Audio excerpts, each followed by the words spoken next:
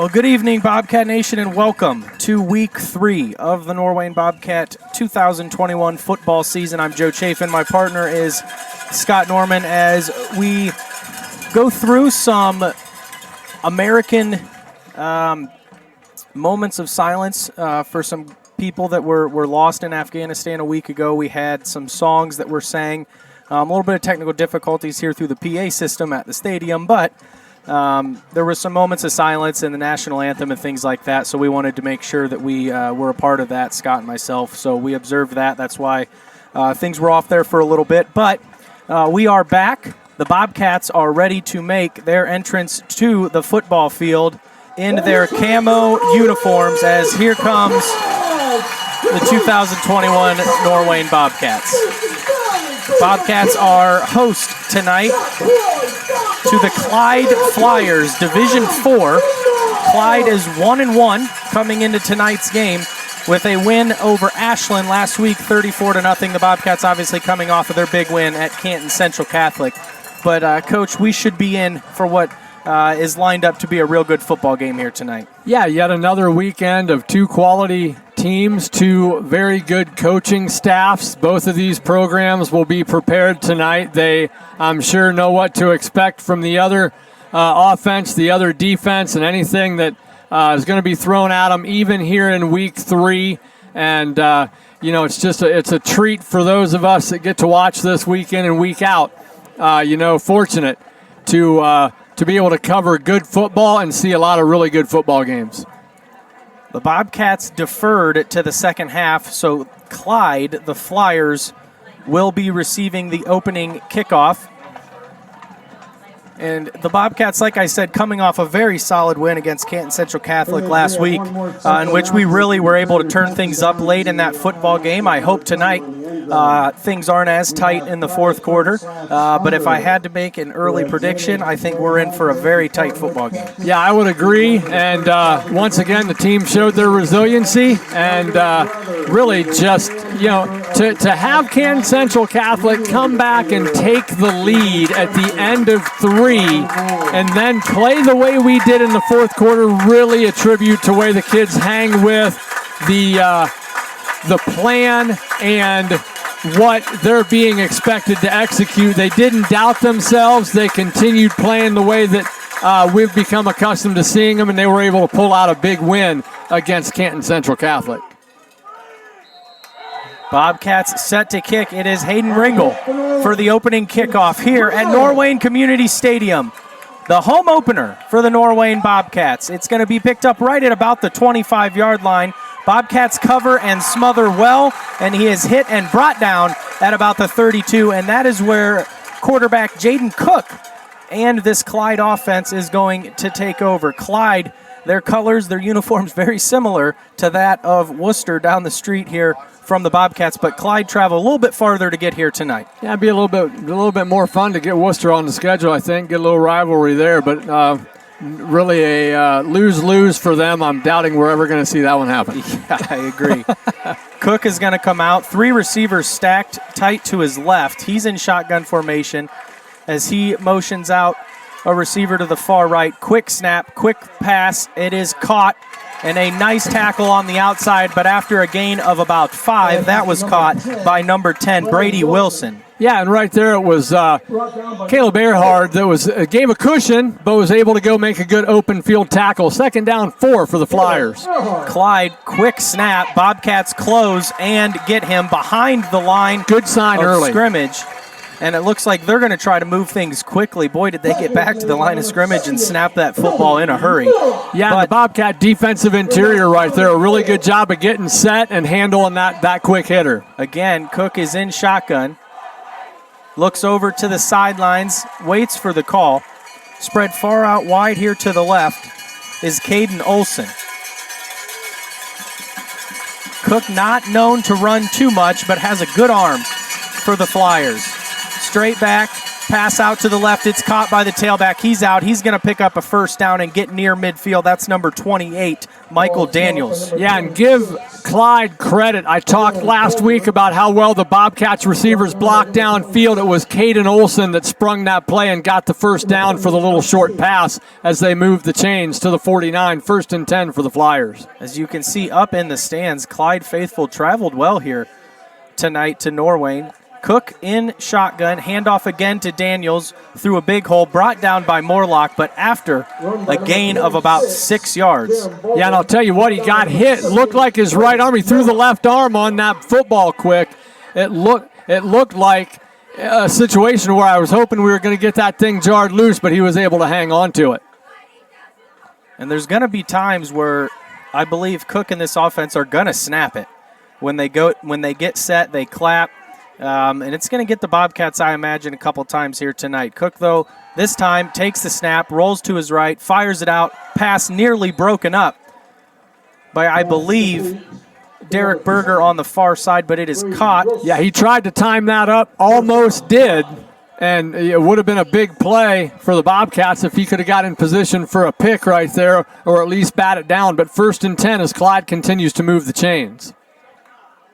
A little bit of pass, a little bit of run. Nice balanced offense here for the Flyers. 3 receivers out to the left. Cook is in shotgun. It's going to be Daniels again straight up the middle. A nice hole and a nice gain of about 5, maybe 6 yards on the play. And the Flyers continue to move the ball. Yeah, and a mix here of run and pass. A little bit more yardage there for him. A gain of 7, 2nd down 3 on that quick hitter inside the tackles. And we have a penalty marker down. And Illegal they're going to call illegal procedure on the Flyers. Looked like a little bit of assistance there from Coach Indorf. Always helps. So now take them back 5, and we'll go from 2nd down and 3 to what should be 2nd down and 8 for the Flyers. But yeah, Joe, they're moving quick. We'll see. You look across the sideline. It doesn't seem like there's a huge difference in numbers of players. Didn't know. We'll have to keep an eye maybe on how many guys go 2 ways for Clyde. Maybe they're trying to speed things up to hopefully wear down the Bobcats in the second half. 2nd down and 8. Cook in shotgun looking, fires it deep down the left side. He's got an open receiver. What a catch. But unfortunately, he is out of bounds on the play, and that just shows you right there the ability of the arm of Jaden Cook. Yeah, nearly caught it in lane 1, so not real close there on bringing that one in. But, yeah, he hung it out there, kind of floated on him, it looked like. I think he wanted to get it more toward the pylon and not that deep, obviously, off the sideline. But they air it out, loosen up the Bobcats' defense a little bit, 3rd down 8. Big opportunity here for the Bobcat defense to force the Flyers to make a decision. 3rd down and 8. Cook out to the left. Caught by the receiver. He's got space. He's going to be hit and brought down. I believe he's going to be just shy. And if I had to guess with this field position, I would say the Flyers probably going to go for it. Yeah, and right there, Griffin Knotts with a good block on Eli Stanley. Was able to match up on him, made it hard for Eli to get off of that block and then get over and make a tackle before it got to 4th and short. So 4th down, and we'll call it 1 for the Flyers. First real big play on the first drive. Quarterback sneak, no. They hand it off to Daniels. He's hit and dropped, but enough to pick up the 1st down. But there is a late flag from the back judge. We will wait and see what the call is. He had enough for the 1st down. Bobcats seem to be excited, and it's again going to go against the Flyers. You heard in the coach's show, one of the things that Coach Indorf wanted to clean up this week was penalties. And already here, a couple on the Flyers early in this football game, 8:16 to go, and that is going to be a big penalty. Yeah, and that was one of those things last week where the Cats, they seemed to put themselves behind the chains a couple of times. How much that aided the Canton Central Catholic comeback to take the lead. It's a situation where it just makes it a lot tougher on you. It's going to be a lot tougher here on Clyde. 4th down 8 rather than 4th and 1. So they were able to pick up the 1st down, and I believe, again, it's going to be an illegal formation. Yeah, they keep calling false start. And I'm not sure, all of the Clyde players putting their hands up, like, what they am don't I know doing? what's going on. But I'll tell you what, I'll credit the official that's dropping the hanky. He just went in and talked to their interior line right there, and it looked like he gave him a little bit of an explanation.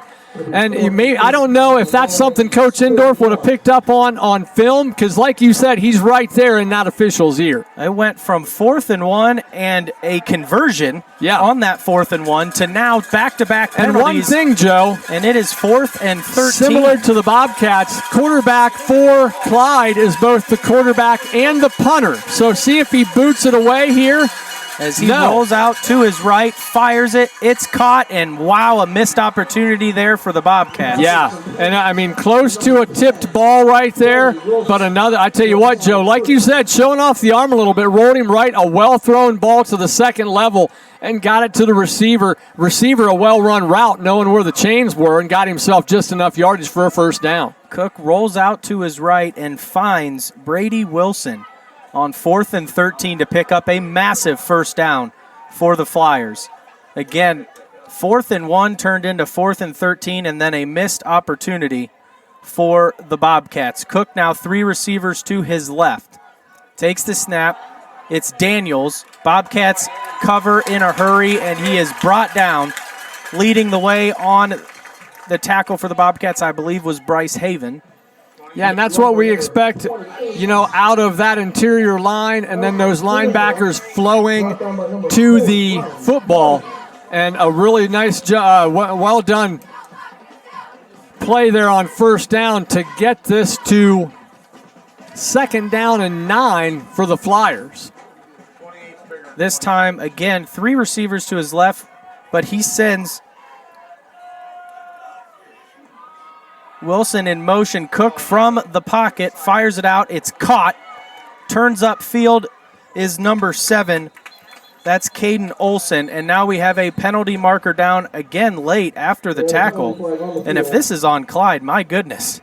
They're moving the football very, very well, but picking up a handful of penalties. Well, I'm trying to check here what the official is going to confer with. I'm not sure if he's going horse collar on the Bobcats. I mean, he's looking deep, and it looks like that's where he's reaching. I think the no, this one's going to be against the Bobcats. Face mask was the call. He had his hand behind his head, behind his neck there, like he was going horse collar. And he's still even talking to our DBs, to Eli Stanley about it, but not giving an indication that would lead me to believe that was a face mask. But nonetheless, that was a call. 1st and 10, football at the 14. 2 receivers out to the right. Olson, the lone receiver, to the left. He's got Daniels behind him. Cook takes the snap, goes to Daniels, straight up the middle. A nice cutback, and he's going to drag the linebacker all the way inside the 5-yard line. It's going to be 1st and goal for the Flyers. Yeah, and unfortunately right there, Colby Morlock, really good penetration. Made the penetration so good. Running back was going that direction, then turned, cut right back to the left, and had daylight. And 5 here in the first quarter. Cook will go under center. Football on the ground. And they're going to want a late hit. And to be honest, I was listening for the whistle, and the whistle didn't come in. And so, in that situation, Bobcats are going to go for a live ball. And, while the quarterback was down and on a knee, the official did not blow the whistle. Right. So 3rd down and goal for the Flyers. Daniels in motion out to the left. He is going to be hit, and he's going to be stopped short, and a flag down again. And I hope this isn't a sign of things to come. Clyde's head coach on the sidelines over there, I believe, threw his arms up. So he didn't look too happy. This ain't fun for nobody if there's flags every other There's play. flags everywhere, and, give Clyde credit. They've converted when they've needed to on this drive, because we're at 5:13 and the Bobcats haven't sniffed the football yet.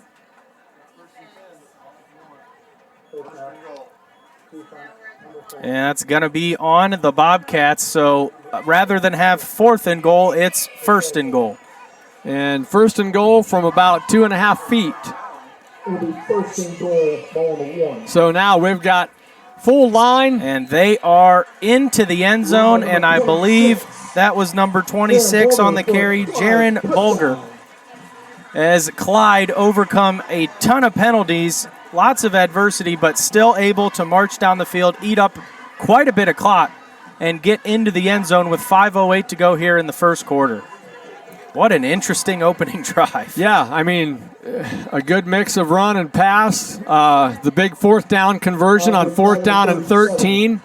And they take it down and end with a touchdown. And the snap is low. He's going to have to get it out and throw it. He does, and they somehow convert. A completely broken play, and now a penalty. And boy, oh boy, are these officials enjoying tossing the flags. It was a bad snap on the PAT. It rolled away. The holder picked it up, rolled out to the right, threw a pass. It was caught in the end zone. Conversion looked as though it was good, and then a flag thrown. I believe it was after they converted it. I don't know if they're going to call it unsportsmanlike. I have no idea, but they're having a heck of a time. I'll tell you what, Joe, I don't know if the being flag happy is a situation to where I don't know if there was something said to the officials before the game by a coach from either team or what, but yes, I agree. They are very flag happy early in this one. And it's going to be interesting because we could be getting home at about 11:30 tonight if we keep getting this much yellow. Boy, I hope not with the home game. We've had a couple of late nights the last couple of weeks. Well, and this is going to back it up unless I'm not sure if what the option here would be if the Bobcats, if you back them up on the kickoff. They motioned as if we declined, though. Unsportsmanlike? No. Yes. He's going to motion it now. He put the ball down at the 40, motioned it, and now he's going to march him back to the 25 where the Flyers will have to kick off. What was he motioning the decline of? I mean, he waved his hands like that we were declining. I don't know. I don't know if he was talking. I mean, well, it was after that 2-point conversion, so the Cats weren't going to make him do it, do the 2-point conversion again. It was called after the play, so accept it on the kickoff and bounce them back 15 yards. So they will kick from the 25.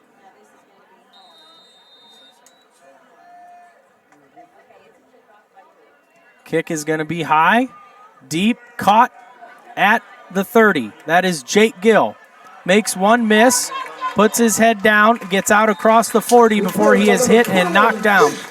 And here comes Eli Stanley and the Bobcat offense for the first time this season at home in front of the Norwayne faithful, which you can tell already tonight compared to last season. A heck of a lot louder, a heck of a lot more energy over here on the home side with being at full capacity here in week 3 at Norwayne Community Stadium. 5 minutes on the clock. Stanley and the Bobcats, their first series here on their home turf. Stanley's in shotgun, takes the snap. It's Morlock looking to carry up the middle, and wow, did Clyde get through the line in a hurry and close that hole. Yeah, swarmed that one in a hurry, did the interior line for Clyde. Going to be a 2-yard loss, 2nd down, 12. And Dylan had a rough go at Hubbard. Broke loose last week as the Cats put 3 guys over 100. And hopefully that's not an indication of things to come for the run game. Here's Stanley, passes out. It's caught by Brady Lendon. Puts his head down. Bobcats going to gain about 7 yards, but on the loss on the first down should bring up 3rd down and about 5 for the Bobcats. A nice touch on the throw there from Stanley. Nice catch from Lendon as he continues to come into his own. Yeah, Brady able to catch and make up some yards, after the catch. And right there, caught it, turned immediately to the sideline, tried to get some things done, and then when he went to cut back, said, okay, I'm just going to go down. There's 3 yellow helmets coming at me. Stanley is in shotgun, 3 receivers to his left. He's going to take this one himself. Nice block, almost fumbled. Was able to hold on, hit pretty hard from behind. Going to bring up 4th down and about 3. Now the Bobcats have a decision to make. And this is a tough one. Early in this football game, right at midfield at the 50-yard line, 4th down. Well, and especially 2. when you were stuffed on your first run with Dylan on a lot. We get into WCAL play. You go 4th down and 2. You're probably going to turn and give it to the big sophomore and figure he's going to get it. We'll see if that's the decision here. Here's Stanley, fakes it, rolls out. He's under heavy pressure. Bobcats could be in trouble. He gets rid of it. And he took a hit. Yes, he did. And the Bobcats unable to convert on 4th down. It seemed like Clyde was all over that. As soon as Stanley tucked it away from Morlock, he had 2 or 3 guys right in his face, rolling to the weak side. He tried to turn his hips and at least get a pass off, but he was drilled. Pass falls incomplete. Turnover on downs for the Bobcats, and a big defensive series here for Norwayne if we want to try to stay away from going down 2 scores. Yeah, and that's a situation where, you're going to gamble. The offense has shown some, obviously last week 555 yards, and you put up a lot of points, but now you give the football back to Clyde right at midfield. Jaden Cook is in shotgun, 3 receivers out to his left. Olsen, the lone receiver. Cook takes a snap. It is out. It is caught by number 3, William. The hope is that the young man that's gimping off right now, I didn't see if it was ankle or knee, but he buckled when he caught that, and it was like he wanted to make a cut. And that is senior William Lozier. Unfortunately, that did not look like he went down with cramps. That looked like not something that is not good. Yeah, that was a situation to where he looked like he wanted to catch, plant, and maybe make a cut or turn up field. And when he did, the knee or the ankle said, I'm not going to agree with you on that right now. And it didn't look like it felt very good. He was able to get to the sideline, which is going to help the play continue. Hopefully he's all right. We'll keep an eye and see if he returns. So 2nd down and 10 after the completion, but no gain. Cook's going to come out in shotgun. 3 receivers to his left. He's got Daniels in shotgun with him. Looks to the sideline to get the call. 2nd down and 10. Cook hands it off to Daniels, gain of about 4 on the play. And again, up front, although maybe the Bobcats having the size advantage, here early, the line and in the trenches, Clyde very much so holding their own as they break huddle quickly. Yeah, they're changing the line of scrimmage a little bit on each play. And again, come out. You got number 11, wide receiver Andrew Cobble wide out to the left. Olsen is in the slot. Jaden Cook is in shotgun. He's got Wilson in motion. Hands it off to Daniels to the weak side. Hit and dropped.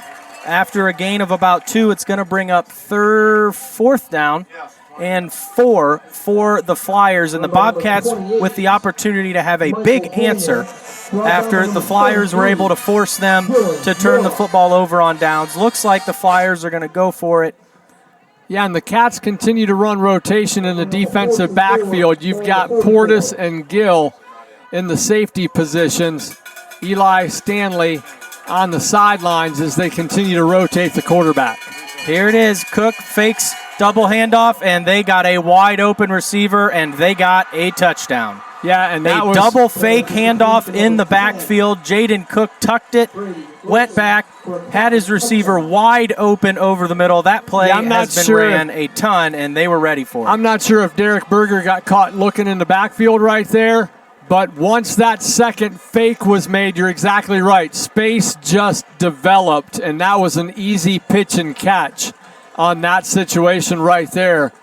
And when you give Jaden Cook somebody that's that wide open, he's probably not going to miss them very often. So we'll see if the snap is any better here, as it was a big touchdown pass. Kick is up, and it is good. So with 1:25 to go here in the 4th quarter, Bobcats bending and breaking on 4th down as the Flyers able to find the end zone on a long pass on 4th down. They have a 15-0 lead over the Bobcats. We'll take a quick timeout right here on Local Live Sports TV. Buying a car should be an enjoyable experience. At Troxel Auto Sales, there's no high pressure, just a nice, clean selection of affordable, dependable pre-owned vehicles. Every car is detailed and safety checked, and Don guarantees an honest and friendly car buying experience. Stop in or browse their inventory online. Can't find what you're looking for? Let Troxel Auto Sales help you find the vehicle that's right for you. Troxel Auto Sales, just south of Creston on Route 3, 330-435-4990, or find them on the web at troxelauto.com. And we're back here live from Norwayne High School. 15-0, Clyde on top of the Bobcats. Lots of football left to be played, but the first quarter has been handed to the Flyers. Yeah, 2 impressive drives. Kick over the middle, caught right at about the 30. He is hit and down at about the 34. As number 5 is down, that is Cade Carroll. He drilled the ball carrier. Some serious contact there. He is down. Yeah, on a straight line. I mean, they didn't, the kick wasn't put up high or anything, but obviously when you're on the kick coverage and you know where the kick is going, and in that situation, Carroll took it straight on a straight line, straight toward the ball carrier, and neither one of them gave a whole lot of ground when that collision took place. Bobcats, a little bit of a rough start to this one, but not as much against the Bobcats as it is credit to Clyde. They look sharp. They look disciplined. But I'll tell you what, probably a key drive right here. Yes, absolutely. I don't think there's any problem on the mental side of this game for the Bobcats. So it's most definitely an important offensive drive here for junior quarterback. And only Eli drive Stanley. number 2 with 1:19 left here in the first quarter. Stanley comes out. He's in shotgun. Takes a snap. It's Gill, and nowhere to go as he is hit and chucked by number 59, who is a heck of a player that I saw in film. That is Remington Norman. It's the last name. It's the last name without question. And the reason I would agree with you is because he stands a whopping 5'9". Stanley's in shotgun, 2 receivers to the right. He's 5'9", 208. Rolling out to the right, dumps it off to, I believe, Morlock. He's hit, nowhere to go, and they are covering very well. That's the kind of tackle, Joe, that we probably needed to put on in week 1. Yeah, we could have used a few of those. He went low at the legs, and although I'm not a big fan of those because he didn't wrap, he just went into him low. But a situation to where not a whole lot of people are going to bring that catch and run by Morlock down that quickly. Stanley in shotgun, 3 receivers to his left. Straight back in the pocket, fires it out over the middle. It is caught, and he is hit. A nice catch by, I believe, Roman Portis. Going to bring up a manageable 4th down, but boy, does it feel like we've given everything just to gain some yards. Yeah, and that's one of those where you kind of wish, And Bobcat's going to take a timeout down on the field. We'll take one with them at the end of the first quarter. So at the end of quarter number 1, it is the Clyde Flyers 15, the Norwayne Bobcats nothing. We'll be back after this short timeout. So you've been thinking about adding an outdoor entertainment or relaxation area to your home, right? Well, call Austin Deck and Fence. They can get the job done for you. They build, decks and fences, plus pergolas and pavilions to make your outdoor spot just absolutely beautiful. Call Brad Robinson. He's the owner. He'll give you a free estimate, and he's been around since 1991, and he's fully insured. Austin Deck and Fence, 1248 Sterling Road, Creston. Give him a call, 330-435-6168, or find him online, austindeckandfence.com.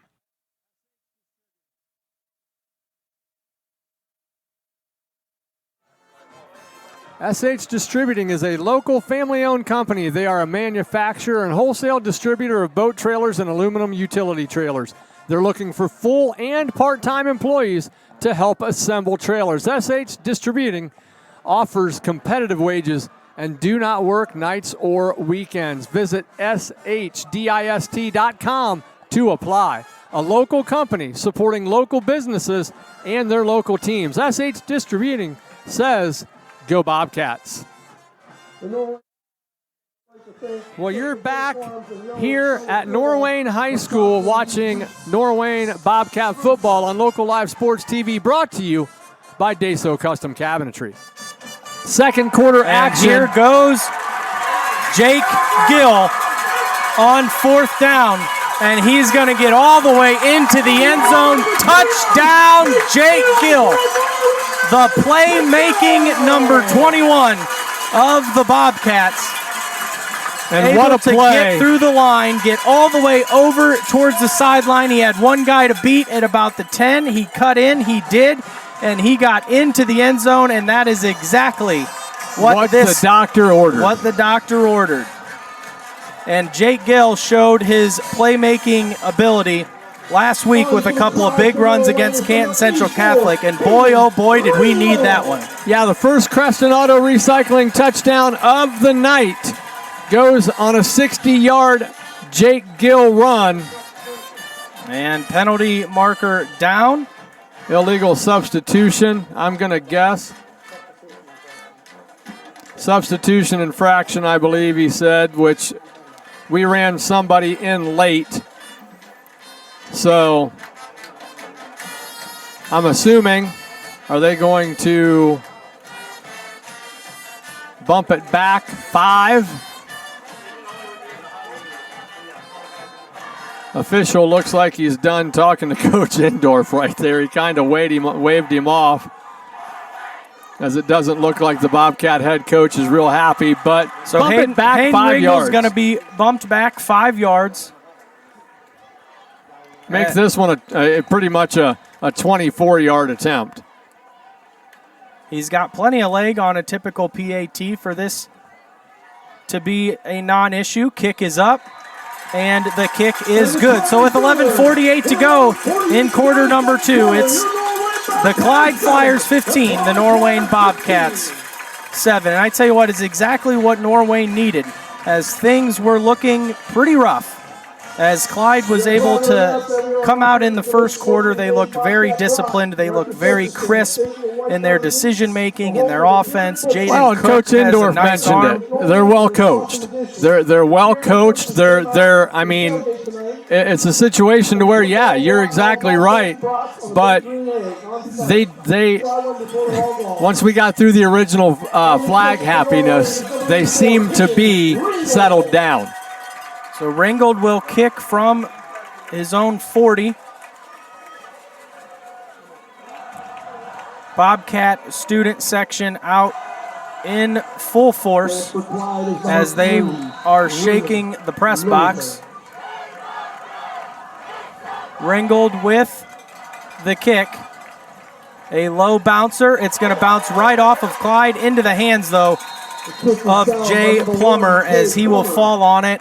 And Jaden Cook in this offense comes back out. Bobcats could use a little bit of a defensive moment to kind of get the Bobcats excited on the defensive side of the ball. A sack for a loss, bring the ball carrier down, something. And that kick right there just reminded me of last week. Coach Indorf commented to Hayden earlier this week about he went back and watched the onside kick from a week ago where Ringgold placed it perfect. Another, Hayden's done a great job with the kickoffs on placement. Cook is going to come out. He's in shotgun, puts Daniels in motion to his right. 2 receivers out to his left. Cook has a receiver in motion. It's going to go to him. That's Wilson. Out to the outside, gets away from the first tackler, and now he's hit and brought down, stood up and stopped. Nice tackle there initially from Roman Portis. Yeah, good pursuit by the Norwayne defense. There were about 4 or 5 camo jerseys out there when the running back or receiver, I should say, got to it. Gain of about half a yard, second down, and about 9.5. Cook's going to come out again in shotgun with Daniels. This time stacked close as Wilson again in motion. Fakes the handoff. Cook rolls to his left. Jay Hansey hits him over the middle, and it's picked off and dropped. Almost an interception from Eli Stanley. And I was just getting ready to say, Stanley, as a sophomore, was an all-state sophomore at the safety position, but this season, moving to quarterback, is kind of more situational at times on the defensive side of the ball because he's got to stay fresh to run the offense.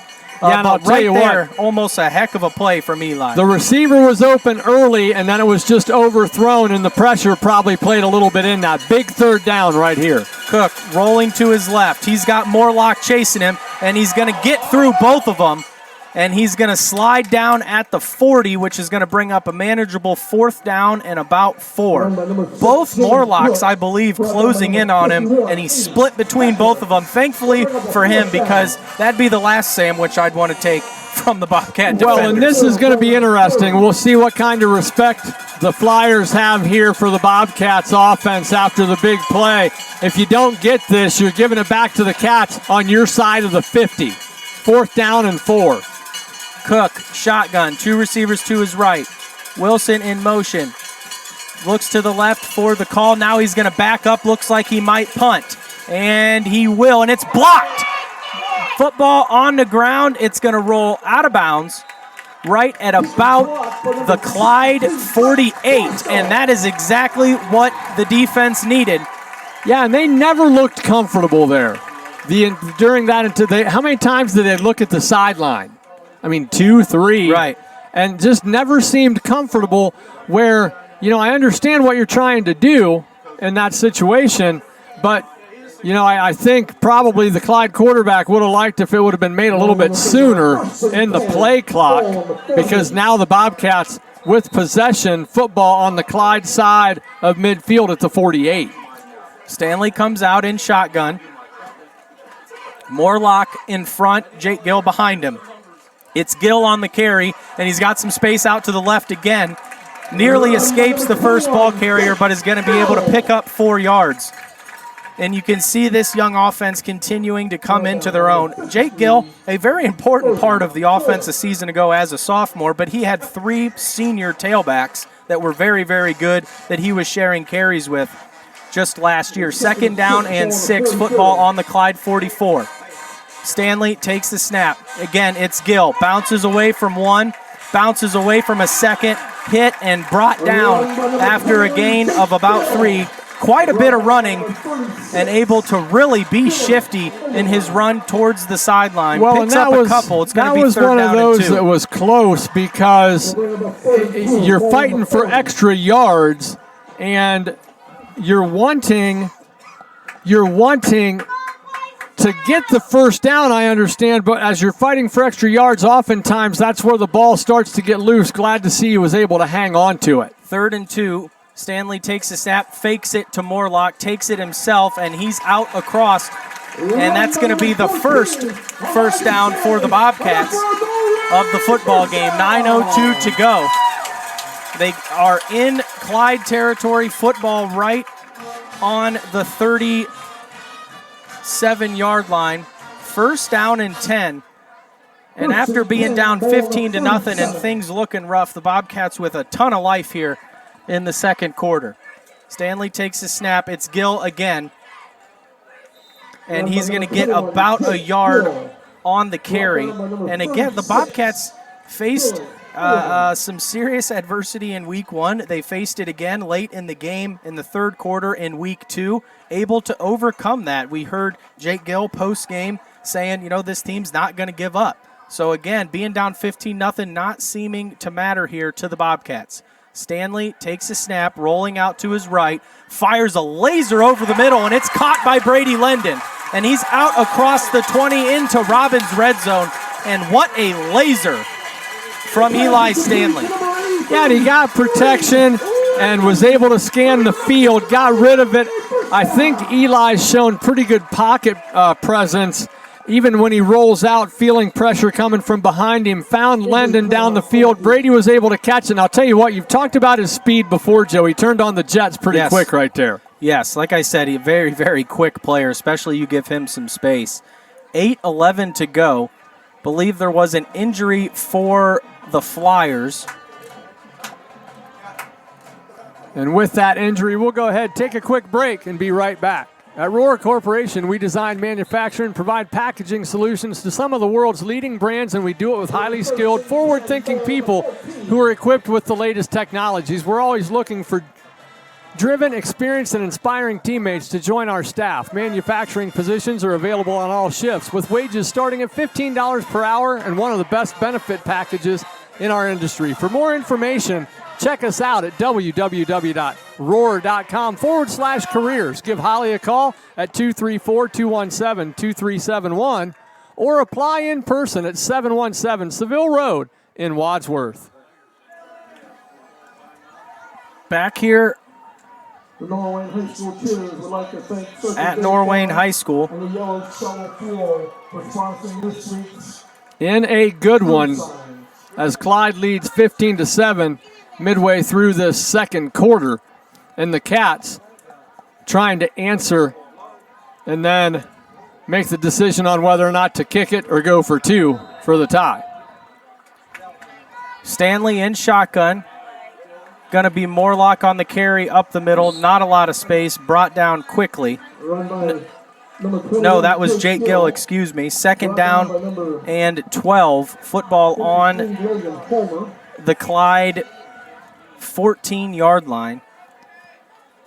Bobcats able to pick up a nice throw deep down the field from Eli to Brady Lendon. We scored on a big run, but the Bobcats looking to just move the football. Stanley fakes the handoff to Gill, rolling out, dumps it, and he had Morlock, but he went further down the field. Intended receiver was Lendon. And he had Lendon, and he'll want that one back. You saw his reaction after he released it, just kind of stopped, crouched down a little bit and smacked those hands together, just went too low with it, and that pass falls incomplete, so it'll bring up a 3rd down and 12 with the football back at the 16-yard line. But again, yeah, you commented, Joe, he rolled right. I originally thought, holy cow, there's a lot of real estate there. He might tuck it and run, but he did have Lendon down the field, just couldn't put it on the money. Stanley, shotgun, 3rd and long. Pump fakes, rolling to his left, has nowhere to gotta go. get rid of it. Rolling back to his right, and he's going to take this Holy one cow. himself. Still on his feet, still moving all the way down inside the 10. So he's able to completely switch sides of the field after being under pressure in the pocket and bring up now a 4th down and very manageable. The athleticism, Joe, on that play on display right there, because I'm thinking he's got to get rid of it so we stay in field goal range. And he reversed field and then just found all kinds of real estate. Most quarterbacks, when they try to switch like that, they're in trouble, but Right. not Eli. He's in shotgun, 3 receivers to the left. It's 4th down and 3. Stanley pump fakes once, lobs it to the back corner of the end zone, and Jake Gill makes the catch, but he is out of the back of the end zone. No good. There is a penalty flag down, and I believe it's going to be roughing the passer on Yep. Eli, which is going to give us 4 new downs, and that is the moment here of the first half. The Bobcats moved the football down, looked as though we were going to turn it over on downs. A penalty will save us, as we will get, no, it's going to stay. It's going to be a replay. 4th down. No, he's moving it. Okay, I was going to say, why are they not moving the chains? Yeah, so it's going to bring up a 1st and goal. They laid the football down at the 4-yard line. And, Joe, a reminder, the Cats deferred. I mean, we got 6:39. There's a lot of football left here in the first half, but they get it here. It takes some pressure off of this next Clyde First and possession. goal. Stanley's in shotgun. Hands it off to Morlock. Puts his head down. Again, not a lot of space for the young sophomore so far in this one, as he's going to be brought down maybe back to the original line of scrimmage. Going to bring up 2nd down and goal. Jay Hansey's going to come into the game. But that run right there is kind of And Stanley is going to come out of the game, as the Bobcats may be looking to do a little bit of a wildcat type situation, a direct snap to Gill situation. That run on the last play is kind of like the change up to the fastball, where you've got Gill, and now you're just going heavy. You're gonna look at the left side right here, and it's gonna be Jake Gill with about 3 blockers in front of him. It's gonna be Bryce Haven and Dylan Morlock. Penalty markers are down, running motion to the left right there. Cats were just going to go heavy and go left. And they call a false start on the Bobcats, and Coach LaChance, not a happy camper at all. I think he feels like Clyde bumped his man, and the official says no, he took a step. So now, big call, bumps it back to the 8-yard line. And you're exactly right, Joe. You were gonna have Jake Gill, and everybody in the stadium knew it was going left. Yeah. And I wouldn't mind running behind Dylan Morlock and Bryce Haven either. Right. You also had Hansey out there in the tight end position. Bobcats, though, have Stanley back out on the field. Takes the snap, looking left, pump fakes, and he is hit and dropped. And again, that's number 59, who I said was an absolute player, Remington Norman. He made a ton of tackles in the film I watched, and a big one there. Yeah, and I commented on Eli's pocket presence. There just wasn't a whole lot of time there for the play to develop. Norman came through in a hurry, and before Eli could even check down to the receiver that had bubbled out to the left flat, he was taking a hit. Probably the best thing that happened on that play was Eli hanging on to the football. What a roller coaster we have been on here in the first half. Bobcats, ton of momentum. Clyde, ton of momentum. Back and forth. There's been penalties, all sorts of things. 3rd down and 17 for the Bobcats, and now it looks like Coach Indorf's going to take a timeout. We're going to take one with him with 4:53 to go here in quarter number 1. It is Clyde 15 and your Bobcats 7. Civil Science of Worcester, providing civil engineering services since 1978. From support for local sports to designing local streets, Civil Science is committed to building better, safer communities. Civil Science, engineering everyday experiences better. Need civil engineering services? Call 330-556-9000. Civil Science, proud to support the Norwayne Bobcats.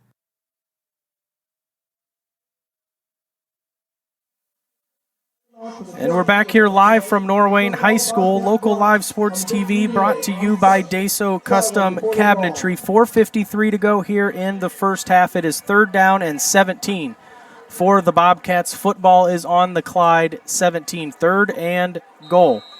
3 receivers out to the right. Stanley's in shotgun with Morlock.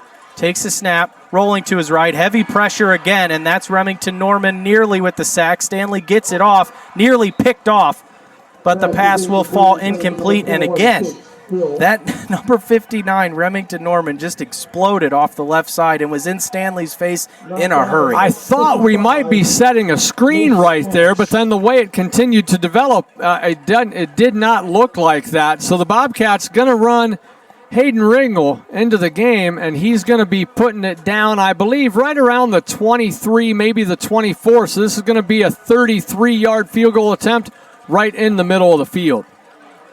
So Ringel in to attempt the field goal here on 4th and long.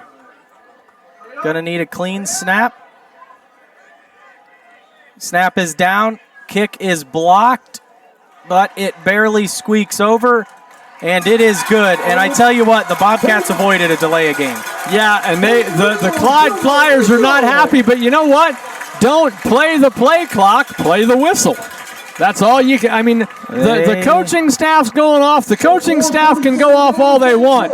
You need to play the whistle. There was never a whistle. And I'm going to tell you what, Joe, you see that on TV all the time on Sundays and on Saturdays. It gets down that low, and when it clicks to 1-0, those officials a lot of times don't notice it until it's been on 0 for 1 or 2 seconds. Right, and I mean, that clearly went to 0 before we snapped it.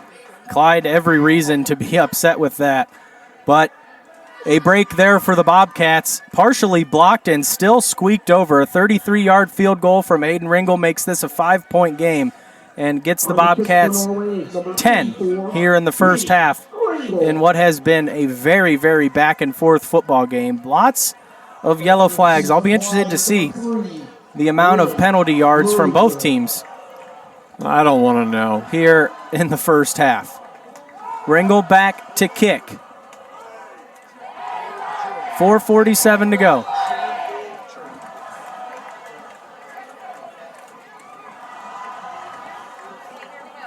Another low bouncer right into the hands of the Flyers at the 39, and Joe, that's where they're going to get the football. The only thing I can figure on these, neither one of us played football, but there's so much real estate there, but because of that oblong ball taking so many funny bounces, every coach, it seems, telling that second-level player, listen, your job is to secure the football and fall down and go down. Yeah. Do not worry about running, because when you're dealing with high school kids, if you tell them they're allowed to run, they're probably going to try to get the feet going before they've got the ball secured, and then it's going to play into the hands of the Bobcats. So you're taking the football to 39 when he caught it, laid down on the field, and really probably could have got it up to at least the 45-yard line.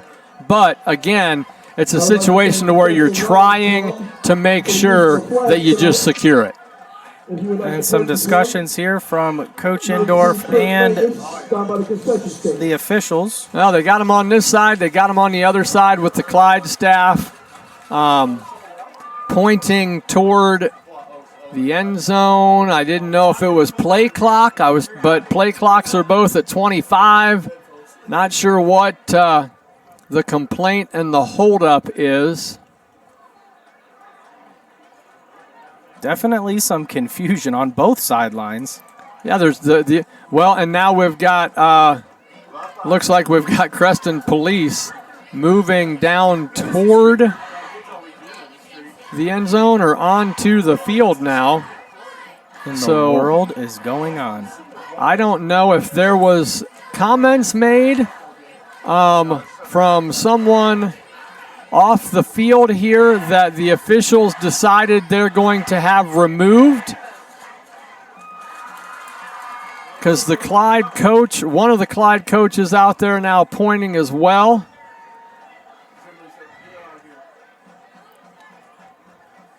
And I have covered the Bobcats for 10 seasons, and I haven't seen anything like this take place. Yeah, I don't know. They're talking with a gentleman on the far side, and they were pointing to have them go up. It's like they need to be inside of the field of play from goal line to goal line if they're going to be down there on the infield is what it's looking like. And whether or not they're happy about that, who knows? But nonetheless, we're going to get football played again. Very interesting. Yeah, I don't know if there was a complaint from the Norwayne side or if the officials had those guys say something or what, but they got Principal Doug Zimmerly and police there. Cook in shotgun gives it to Daniels. A big carry close to the first down. I'm going to mark him. It looks like about half a yard shy. And here we go, trying to speed the game up again. See if they go on a quicker snap on this play. They haven't done it since early in the first quarter, but it doesn't mean they won't do it again. Cook communicates with the offensive line, back into shotgun, 3 receivers to his left. It goes to Daniels again. Out now to the right. Bobcats close. Morlock in on the tackle on the far side. That would be Dillon. Yeah, and a good read right there by Daniels as he went inside. Everything shut down, bounced it outside, picked up the yardage into Bobcat territory for a Flyer first down, moved the chains, and we're ticking at 3:57, 1st and 10. He's got Olsen in motion to the right. Cook takes the snap, gives it to Olsen, who's going to be hit. No, missed. A missed tackle on the outside will give him an extra 5. Yeah, Roman just hit him high, and when he hit him high, he was able to spin out of it because he covered it well. Just didn't form tackle in that situation. Go a little bit lower, drive the shoulder through him, and put him on the turf. Cook, handoff to Daniels, big hole up the middle, big gain, another Flyer first down as they move the football right in the trenches on the Bobcats down the field. They're now inside the Norwayne 25. First and 10. Football right at the 24. Cook breaks huddle. He's in shotgun with Daniels. 4 receivers spread wide. Similar Olsen, run right there as he just bounced it left again. Olsen in the slot to the left. He can be dangerous. Cook takes the snap. It's Daniels straight up the middle. Ben Burt with a nice stop there with little help from Colby Morlock. Run by 28. Yeah, a little bit of life there from the Bobcat That's why defense. you're bouncing it left. Yeah. 78's on the other side of the field. I mean, it's very simple. Similar to, as I'm sure NFL teams like to try to run away from Myles Garrett. Here in high school, you take note of that in film, and you don't want to run to 78 side as least as possible. Olsen in motion in the slot to the right. Takes the handoff. Again, a nice tackle there. That time, I believe that was Bryce Haven, who has shown the ability as he continues to work through that knee injury. Boy, oh boy, when he picks a line and he has the vision, he gets through there, and he's a very good tackler. Yeah, left side, 4-yard gain, 3rd down 6. Third down. Daniels, Cook, Olsen, Wilson, and Noltz, the receivers for the Flyers. Cook is in shotgun, 3rd down and 7. Rolling to his right, gets the pass off. It is caught. Earhart knocks him out of bounds. Going to be shy of 1st down yardage, but 4th and a long 2. 1:48 to go. Clyde still with all 3 timeouts. see if they go to the left side with the run again. 4th down and 2. Big play here for the Bobcat defense. Can't jump on a hard count. And now Cook up under center. Could be a quarterback sneak. And it might This is going to be close. I think he maybe fell forward. They've got him to the 14, and that's where it looks like he needed to get. We'll see where, and they're going to give it to him. Yeah, watching the far sideline, our chain gang, that marker that was at the 1st down, he was bending it, just ready to move forward. So knew that one pretty early before the signal. 1st and 10, big last 125 here. 3 receivers to the left. Cook is in shotgun, looking left, pump fakes, fires it out, and he's got Olsen wide open. And boy, oh boy, have the Flyers been able to execute when they get into the red zone against the Bobcats. That is a touchdown from quarterback Jaden Cook to wide receiver Caden Olsen, who I said moments ago can be dangerous. I guess I could take that as my fault. I tell you what, well-designed play, well executed. Like you said earlier, you give Clyde credit, and it was. I mean, they looked pump faked on the check down, and while that was happening, you had him going right where you were getting the DBs to bite. He got behind them and get the touchdown. Cook is in to hold for the PAT.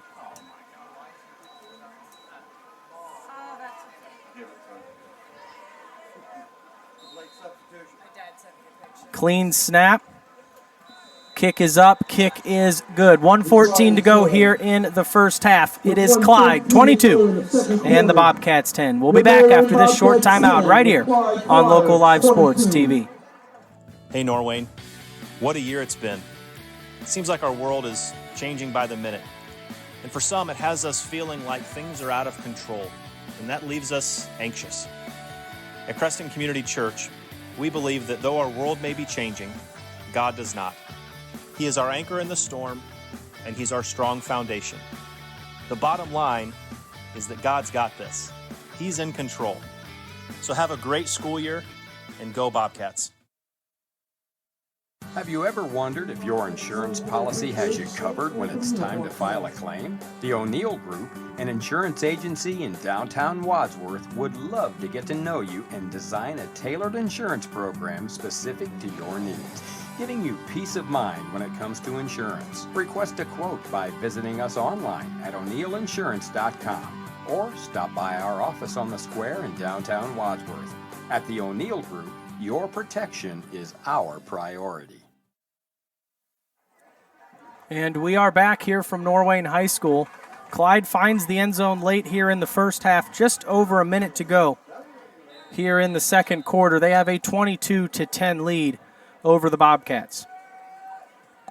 Kick low, and looks like it's going to be picked up right at about the 20, and he's going to be hit and knocked down. And that's kind of why that's one of those where we were lucky he held on to it, got loose with it, trying to pick it up and run it, and that's exactly what we were talking about with what Clyde's done.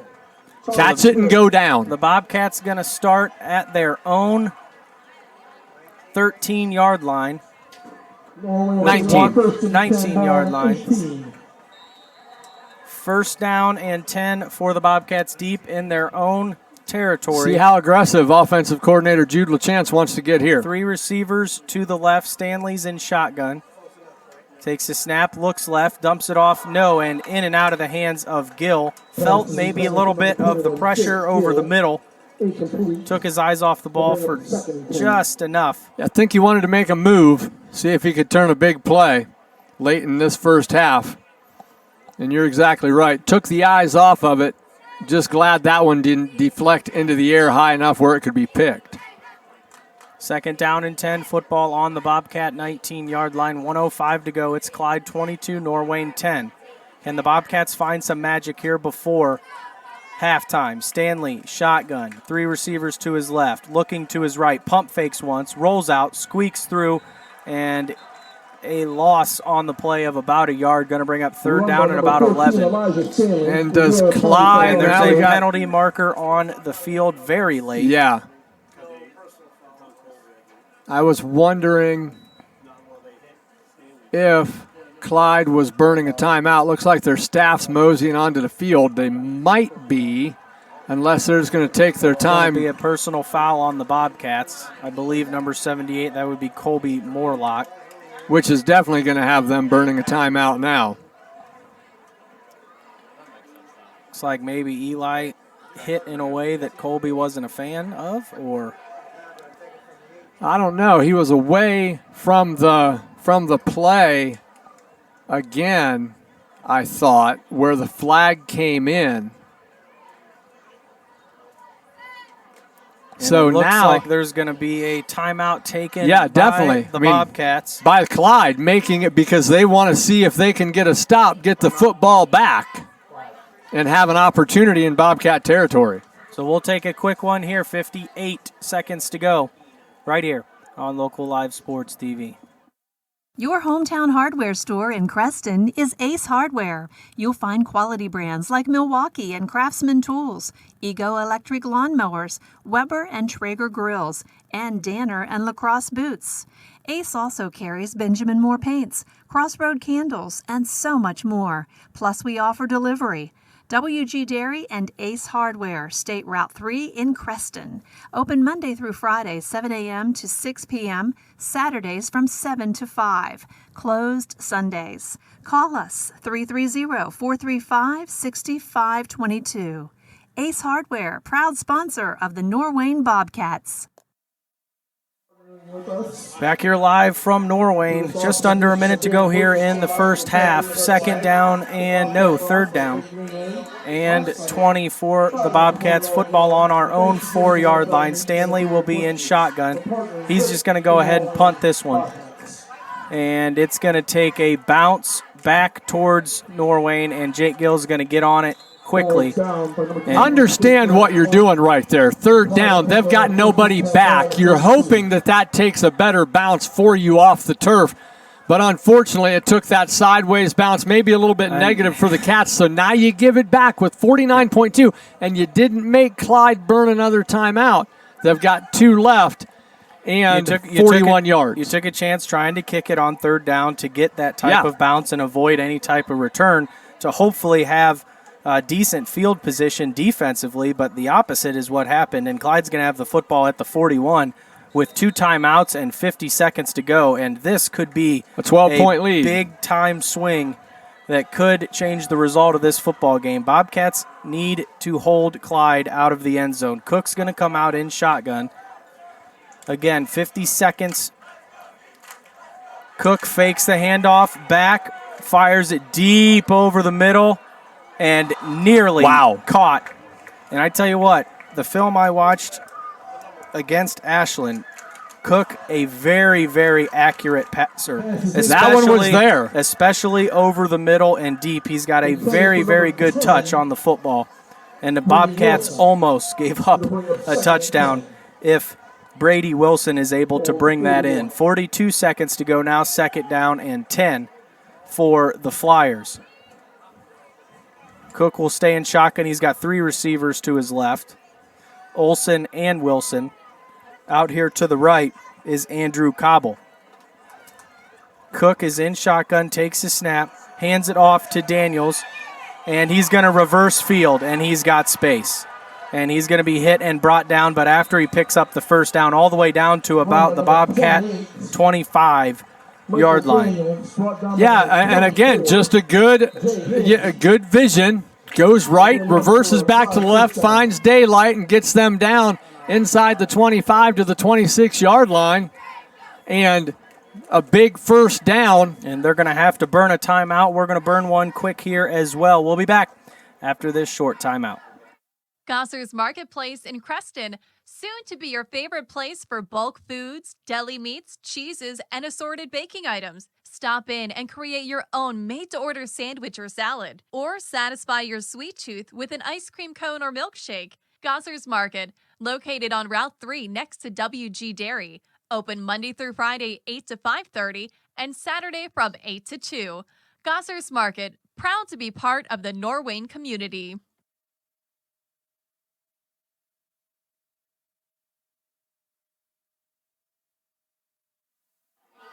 And we're back here live from Norwayne High School. 32 seconds to go here in the first half. Bobcats just trying to get to halftime and keep this deficit at 12 as we try to keep the Flyers out of the end zone. 32 seconds to go. Clyde now down to 1 timeout. You have Olsen spread out to the left. Wilson next to him. Wilson in motion now. He'll come to the right as Cook looks back to the sideline. Cobble, the lone receiver, far out to the right. Football right in the middle of the hashes at about the 25. Here is Cook. Takes a snap. Quick pass out to Olsen. Football looked like it was on the ground. And they're going to go ahead and call that incomplete. I was going to say definitely hit the ground initially. Now it's going to bring up. Yeah, second down and 10. Stops the clock at 28.8. So a quick play right there. You're figuring you match him up out there one-on-one. If the pass is on the money and he can make one man miss, then he's going to try to get himself into the end zone. But if you don't, you've got a quick hitter, and maybe he's out by the sideline, he can get out of bounds. So in that play, incomplete. Now they go back to the line of scrimmage on a second down and 10. Second down, 10. Football on the 26. Cook is in shotgun. Takes a snap, looking to his left. Fires it out. It is in and out of the hands of the intended receiver. Pass falls incomplete, and now a big third down here for the Bobcats. I imagine they're probably going to go for it on fourth down, or at least, depending on what kind of kicker they have, attempt a field goal. 24 seconds to go. They got 1 timeout left. And have well a 12-point coached. lead. I mean, two plays right there. You know, like I said on the first one, out toward the sideline. Now you're running out route for about 11 or 12 yards. It went off the receiver's hands. If he hauls that in, you're at 1st and 10, and you've got the football down around the 15-yard line. So we'll see if they go back to something on the sideline here. Third down and 10. Cook's in shotgun. 3 receivers to his left. That's where he's headed. Looking, fires. Caught, but knocked out of bounds, but that'll be after he picks up the first down, which is what the Bobcats wanted to avoid. So a first down there. See where they're putting him. Well, he caught it in front of the chains. Okay, they're going to mark him coming short. back toward it, I thought, a little bit. So 4th down and 1, probably a quarterback sneak here from Cook as they go back to the sideline. And there it goes. And I'm not sure here. Yes. We might have. Cats might have stood him up right there. And that would be a huge win here for the Bobcats. We will wait to see where it is officially marked. Cats not showing a whole lot of excitement, but we're seeing some motions that it looks like the guys in the camo jerseys think it's going to be a turnover on downs. They're going to measure just to be sure. timeout for measurement. And they're going to bring the chains out. There we go. We'll see just how close Joe can get. See if he can give everybody a look. And he's short. By about a foot. Big play. And if the right there for the Bobcats Cats wanted an opportunity to stay in this game, that is the play of the first half. If we give up points there, we might be in trouble, but we get the football to start the second half. And with a turnover on downs, I expect probably Eli to just take a knee and take this into halftime. Down 12 with an opportunity to come out and try to get into the end zone on that first drive and what will be very important to start the third quarter. Eli's going to be in shotgun. Takes a snap, hands it off to Morlock, straight up the middle. Gain of about 4 on the play, and they're going to, I believe, let this run out, and they will. So a heck of a first half, boy oh boy, a good one here between the Bobcats and the Flyers. Back and forth they go. But at the end of quarter number 2, it is Clyde 22 and the Bobcats 10. We'll be back for the Deso Custom Cabinetry halftime show right here on Local Live Sports TV. You know, the kitchen is the most important room in your house, but with today's modern designs, there's virtually cabinets everywhere. So when it's time to remodel or build a new home, let Deso Custom Cabinetry inspire you with their superior customer service and design. Each cabinet is handcrafted to ensure the highest quality and specifications, and their client coordinators will help you create the kitchen, bathroom, bar, or even the office of your dreams. They can even help with a specific door style or a unique finish. Deso Custom Cabinetry, with showrooms in Creston, Strongsville, and Dublin. Or if you'd like to connect online, shoot an email to info@desocustomcabinetry.com.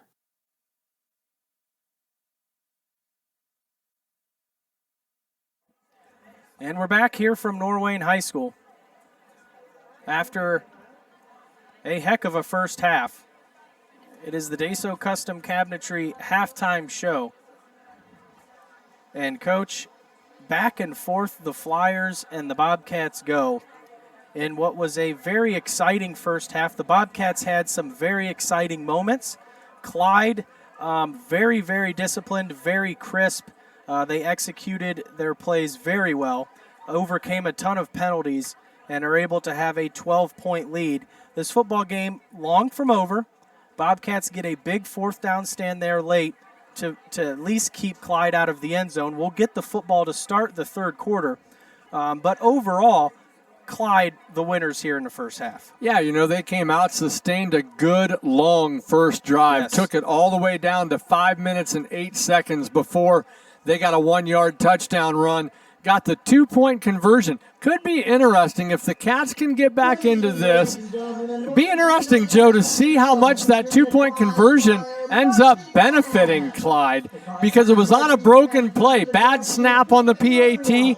The holder was able to field it, immediately turn right and roll out and find a receiver in the end zone, and it was 8-0. Clyde tacked on another touchdown with 1:25 left in the first quarter on a 43-yard touchdown pass to make it 15-0 before the Bobcats answered, and it was a Jake Gill 60-yard touchdown run at 11:48. First play of the second quarter where they caught Clyde. It seemed like a little bit just, I don't know if I'd say off guard, but Gill was able to hit that line quick, bounce it left, and get to the end zone. Then, after the 15-7 lead for Clyde, the Cats got the 33-yard field goal from Ringel to make it 15-10 at 4:47 left, and then you get the 13-yard pass to Olsen for a PAT, and then you put the PAT up and through the uprights with 1:14 left to make it 22-10. And then, like you said, a huge fourth down stand right there late in the half to keep more points off the board for the Flyers. Yeah, and you know, time of possession here, interesting. Clyde had the football for 14 and a half minutes, the Bobcats about 9.5, but here's what I was curious.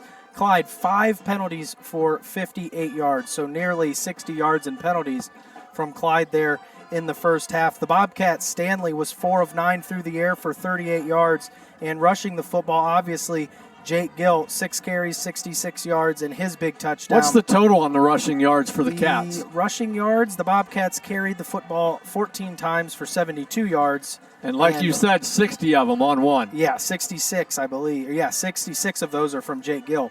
21 carries for 114 yards for the Flyers. Overall offense, they had 38 plays for 241. Bobcats just 110 on 23 plays. The Bobcats, again, able to fight through some adversity there. The Bobcats, no question, still in striking distance of getting back in this football game. If you were able to join us for the pregame show, you heard the coach's show, but if you were not, we're going to go ahead and play that again. It's the coach's show with Coach Adam Indorf earlier today from Norwayne High School. Welcome to the Week 3 Coach's Show. I am Joe Chafin with my partner Scott Norman as we sit down with the head coach of the Bobcats, Coach Adam Indorf. And Coach, it was another game in which there were some moments where we were able to face some adversity, overcome that. Again, showed some resiliency, and ultimately we were able to come out on top this time against what was a tough Canton Central Catholic team. So what were your overall thoughts on what was a real good game on Friday?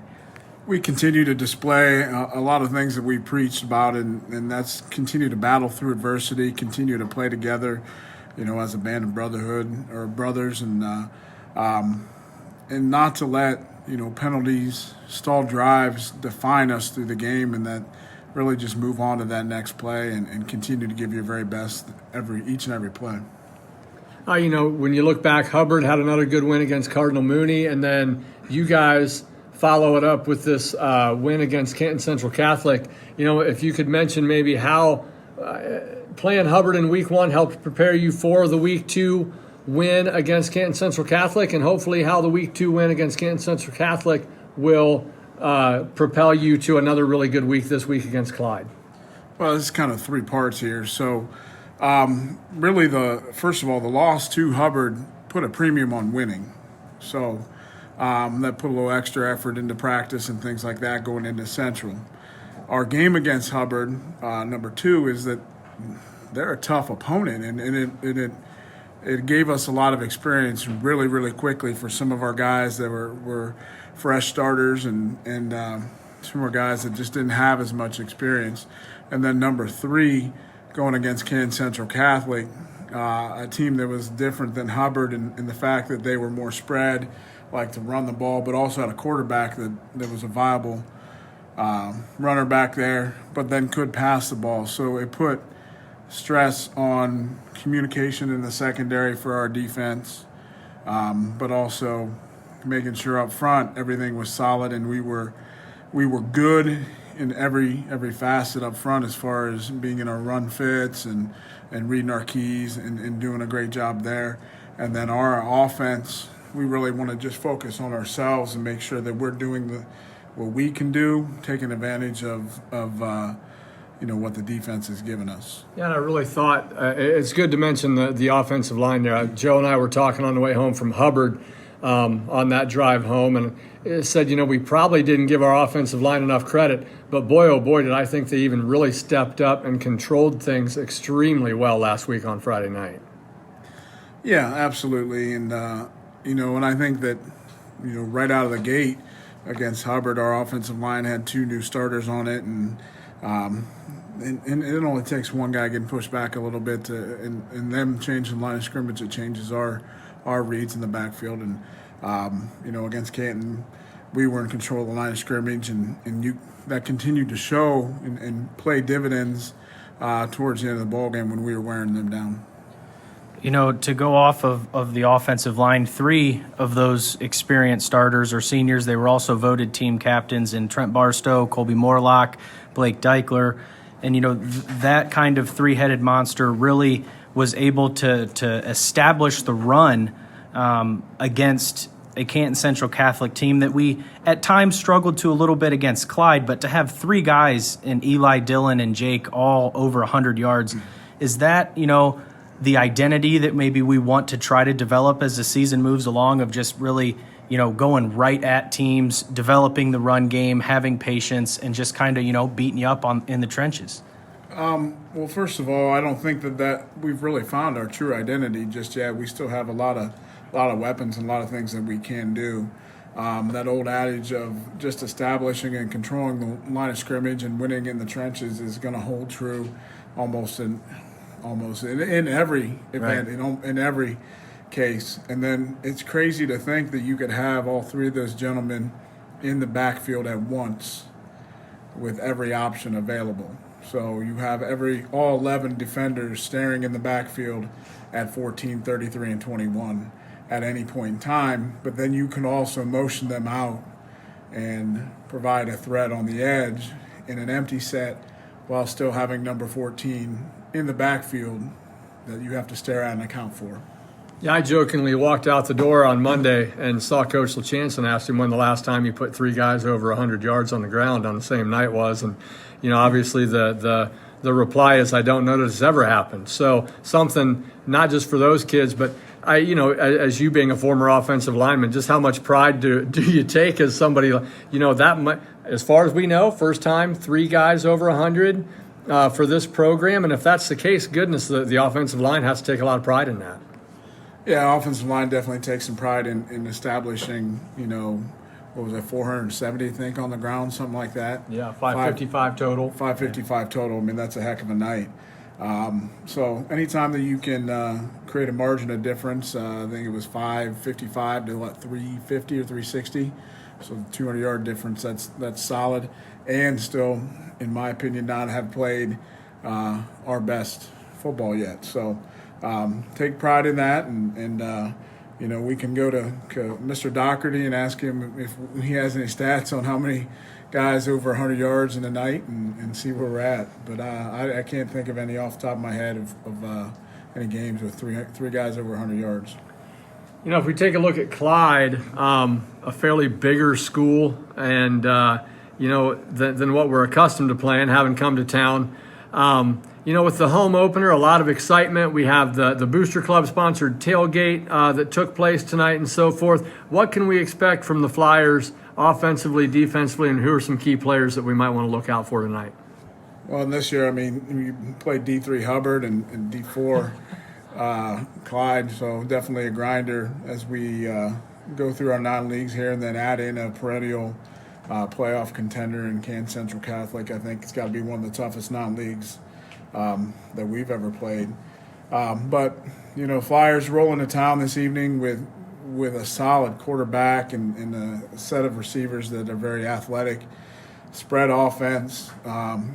Quarterback's he hasn't displayed that he really wants to run the ball, but does have the ability to do so. Have a solid running back, 210-pound guy, but the receivers and the quarterback's arm really are what create their offense. And then defensively, just a lot of movement. They're running a 4-2, a lot of movement, a lot of stunts, just trying to create some chaos for our offensive line. Definitely going to have to be one in the trenches on both sides of the ball this evening, and that's we're going to put it on those big guys and make them earn their keep.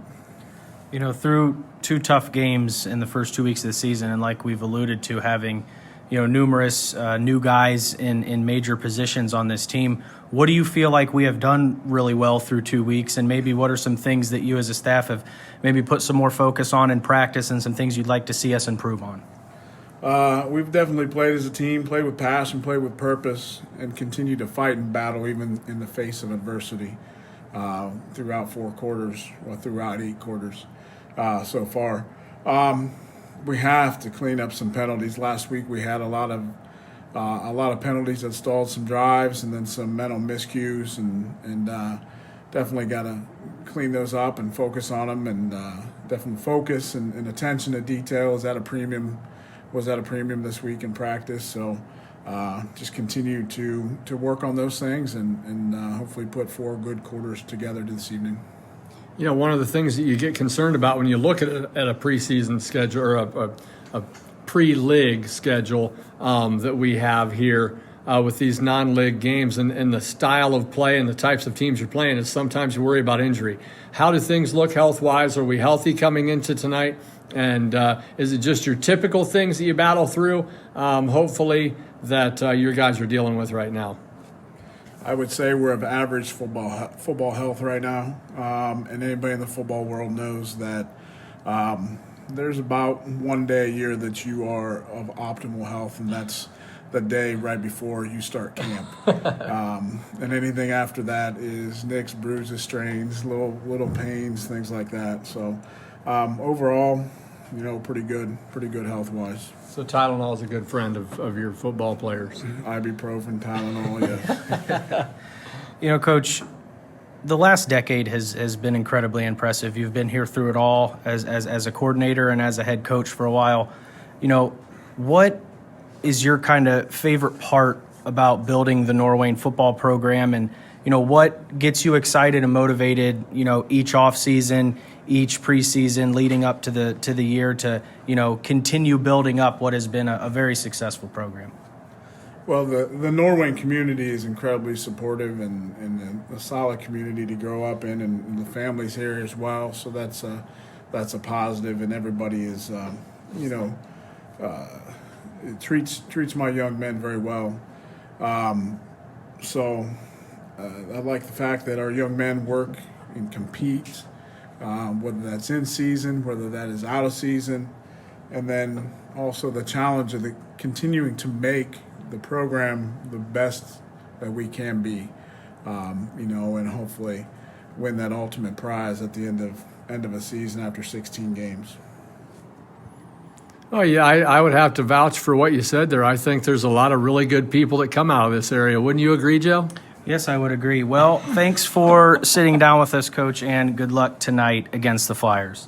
Thank you very much. It's been the Week 3 Coaches Show right here on Local Live Sports TV.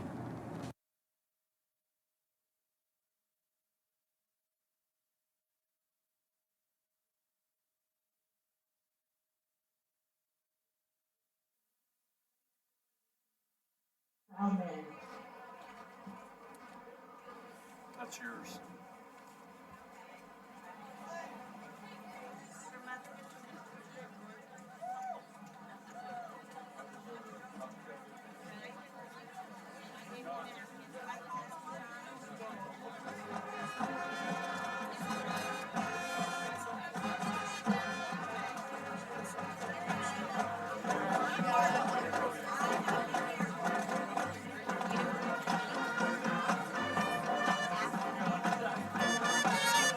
The kitchen is the most important.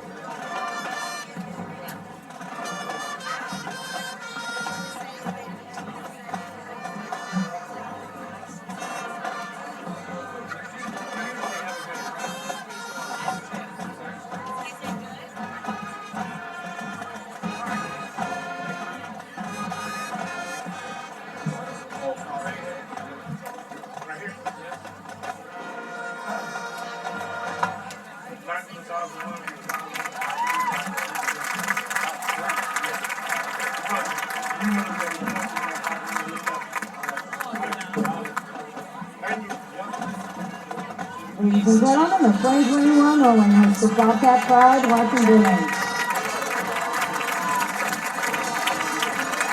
The Bobcat Clyde was led on the field this evening by drum major Coleman Wilson. Eric Radical is the director and Ian Radical is the assistant director. And Yoder is the television advisor. Greg Capozio is the woodland captain head, and Ashley Armstrong is the brass captain head. We will skip up the Clyde band in the remainder of their season. Thank you for your attention this evening, and go Bobcats.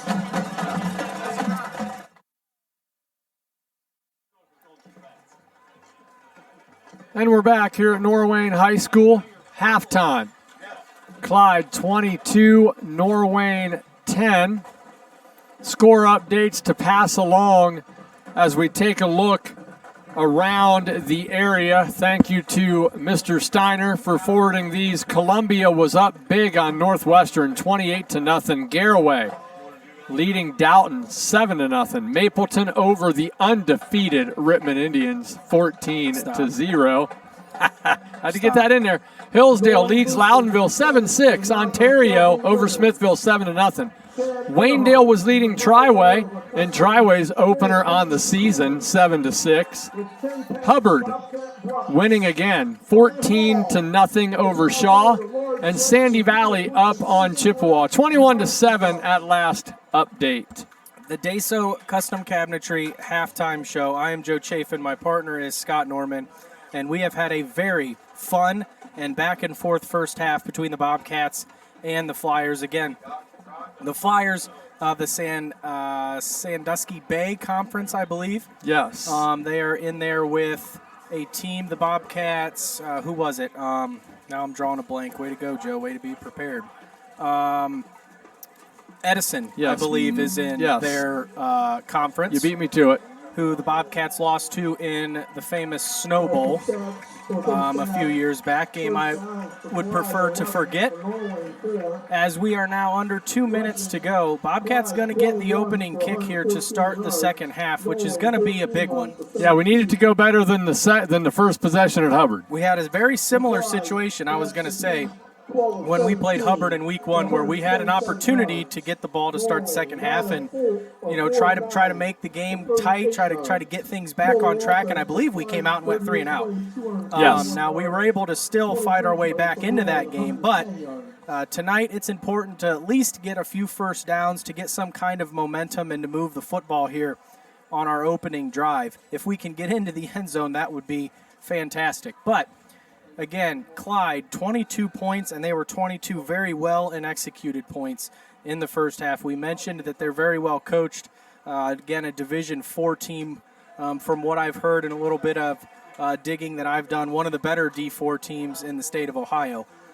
So this is, again, the non-conference schedule of the Bobcats much, much different from the rest of the teams, not only in the WCAL, but in the area. Yeah, I mean, we're playing some very, very high caliber, very well-run programs. You look at the running back we faced from Hubbard, you look at in Caffey, you look at Talkington last week, and now this tonight kind of, not that this running back is nearly on the same level. He's 6'1", 215. He's a hard runner, and so now these guys. Cook has a very, very accurate, strong more arm balanced than either one of our first two. It's kind of like we went run dominant, pass dominant, now balance on our opponents. This Clyde team reminds me a little bit of last year's team, where the ball's very, very much spread out. They have a very accurate passer in Cook, similar to Biscay, but it doesn't seem like there's anyone for Clyde that's standing out as, oh my gosh, we got to focus on this guy. Right. Especially offensively. Now, defensively, number 59, Remington Norman, he made his presence known big time there in the first half, getting into the backfield, winning a lot of battles in the trenches defensively for the Flyers. The Bobcats, again, are going to receive to start the second half the Deso Custom Cabinetry halftime show here on Local Live Sports TV, which is also brought to you by Deso Custom Cabinetry. We had the official come up into the press box, which was interesting, not something we see a ton. But the official came up, and normally they ask you as the play clock operator to do a 1 Mississippi and then start after the play is blown dead. But they came up and asked to change that to 3 Mississippis because they feel like it's been a little bit quick. I don't know if that's in response to the field goal that we made where the clock hit 0, and Clyde seemed very upset that we didn't get a delay a game. The field goal that was blocked but ended up still getting over the low bar. And, it's an interesting situation because, like you said, the play clock sometimes might hit 0, but the officials aren't there, which is why you see it on TV. There's times you're screaming at the clock, hike the ball, and then it hits 0, and then we hike it, and there's no flag. So that situation seemed to creep up there in the first half with the field goal that the Bobcats were able to convert. That was Ringel from 33 yards. But the Bobcats back to receive is Jake Gill and Roman Portis. Yeah, and a little pass along this update, Joe. Garraway is up now 14-0 on Dalton. So the Bulldogs facing their first dose of adversity in the first 3 weeks of the season. And everybody pretty much in the area predicting once the Bobcats and the Bulldogs get through tonight, not expecting a whole lot of competition for those two teams until Week 10 when they face off. They are on a collision course, that's for sure. This is picked up by, I believe, Dylan Morlock. He gets out of bounds. Northwestern, I think, could pose a little bit of a challenge for both the Bulldogs and the Bobcats. But like you said, I mean, these are two programs that have really built themselves up. They're scheduled Week 10. Third year in a row, Bobcats will host them here at Norwayne because of the COVID year and the non-league schedule and things being taken away. But you're right, Bobcats and Bulldogs on a collision course towards the end of the season. But the Bobcats here tonight, problem the FLIERS. Stanley's in shotgun formation, takes the handoff, it goes to Gill, tries to get through, not a whole lot of space, and he gets maybe back to the original line of scrimmage, maybe even a loss. It is going to be a loss of about a yard on the play.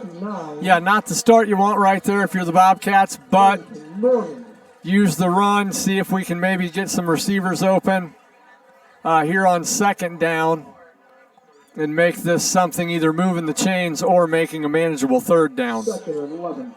Second down 11, football on the 33. Stanley in shotgun, two receivers to his left. Snap, again, Gill, and again, nothing.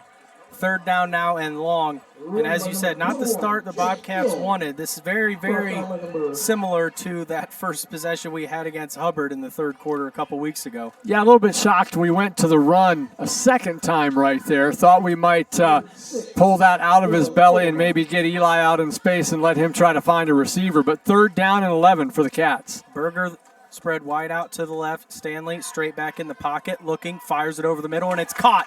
And I believe that is 14's favorite target. Yep, exactly what I was going to say. Seeming to become the security blanket for Eli Stanley when we need a big play, and Eli's got to throw it. It seems like he's looking for number 83 quite frequently, and he's doing a really good job running a good crisp route, turning in, catching the football, and then putting the head down and moving forward. That's what the Bobcats needed. First down and 10 now, football on our own 48.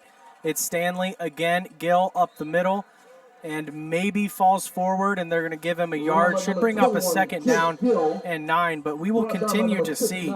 As I mentioned in week 1, Brady Linden had a couple catches. I said he's going to just get better as he gets more comfortable, and we've seen that the last couple of weeks. And when we get into some of these WCAL teams in the next few weeks, I believe you're going to see some serious pitch and catch from number 14 to 83. Well, and Coach Indorf mentioned in the coaches show about this team still finding their identity and identifying all of these weapons. So, yeah, I agree wholeheartedly. They're going to continue to grow into those roles. Stanley to Gill, this time some space, bounces out to the outside, still on his feet. Head down, out across the 40, into Clyde territory, all the way down to about the 36-yard line. And another first down for the Bobcats, and it's exactly the kind of start we wanted. Couple of runs stuffed early, brought up a 3rd and 11. He picks it up to Linden. Right there, Gill finds some space, picks up another first down. The Bobcats are moving. Yeah, and Jake, a good hard run right there, not wanting to go down on contact. So, but now he's going to go down looking cramp, hopefully. I sure hope so. While this is taking place, throw another couple of score updates out there for you, Joe. Ontario 14, Smithville 7, and then Hubbard winning in a close one right now, 41-0 on Shaw. And we'll take a quick timeout, 9:35 to go. It's Clyde 22, the Bobcats 10.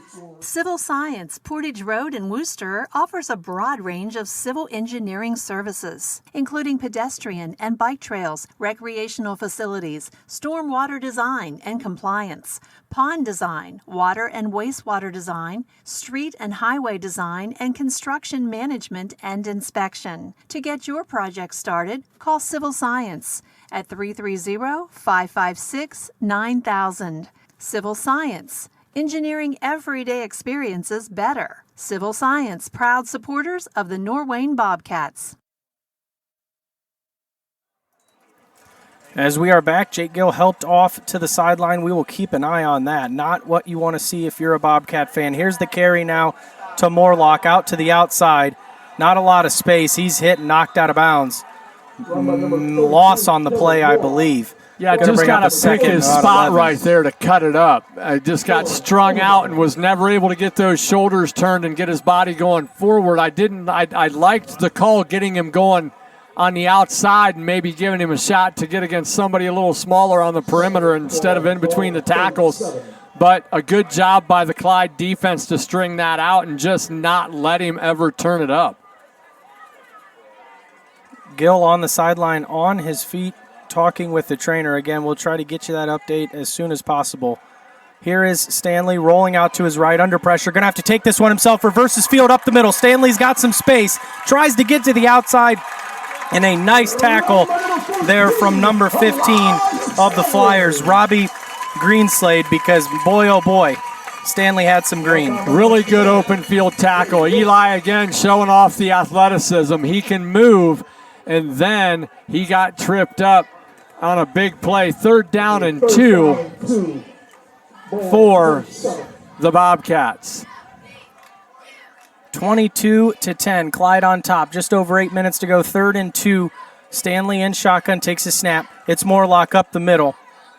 And I don't think he's going to be short, I think, with the spot. He needs the 30, and they're not going to give it to him.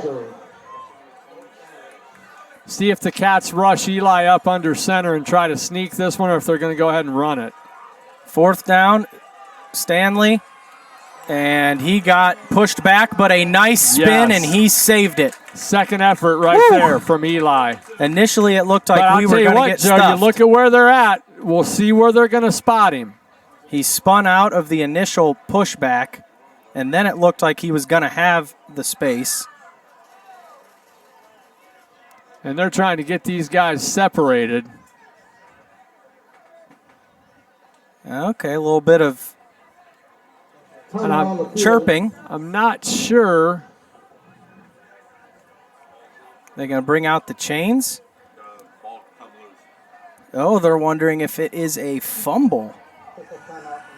I was going to say, they're going to bring the chains out. It's near the 30, or I'm sorry, the 25. I said the 30 a minute ago, I think. 25 is what he needs.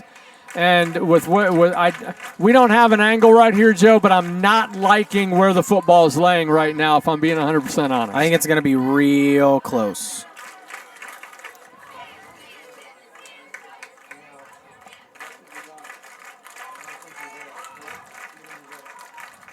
Definitely fighting for the football on the ground must have been the skirmish there. And we might be a couple inches short here when they stretch this out. Yeah, with the way that looked, football, I think. Yep. I mean, like I said, we needed the 25, and the nose of that football to me did not look like it was there.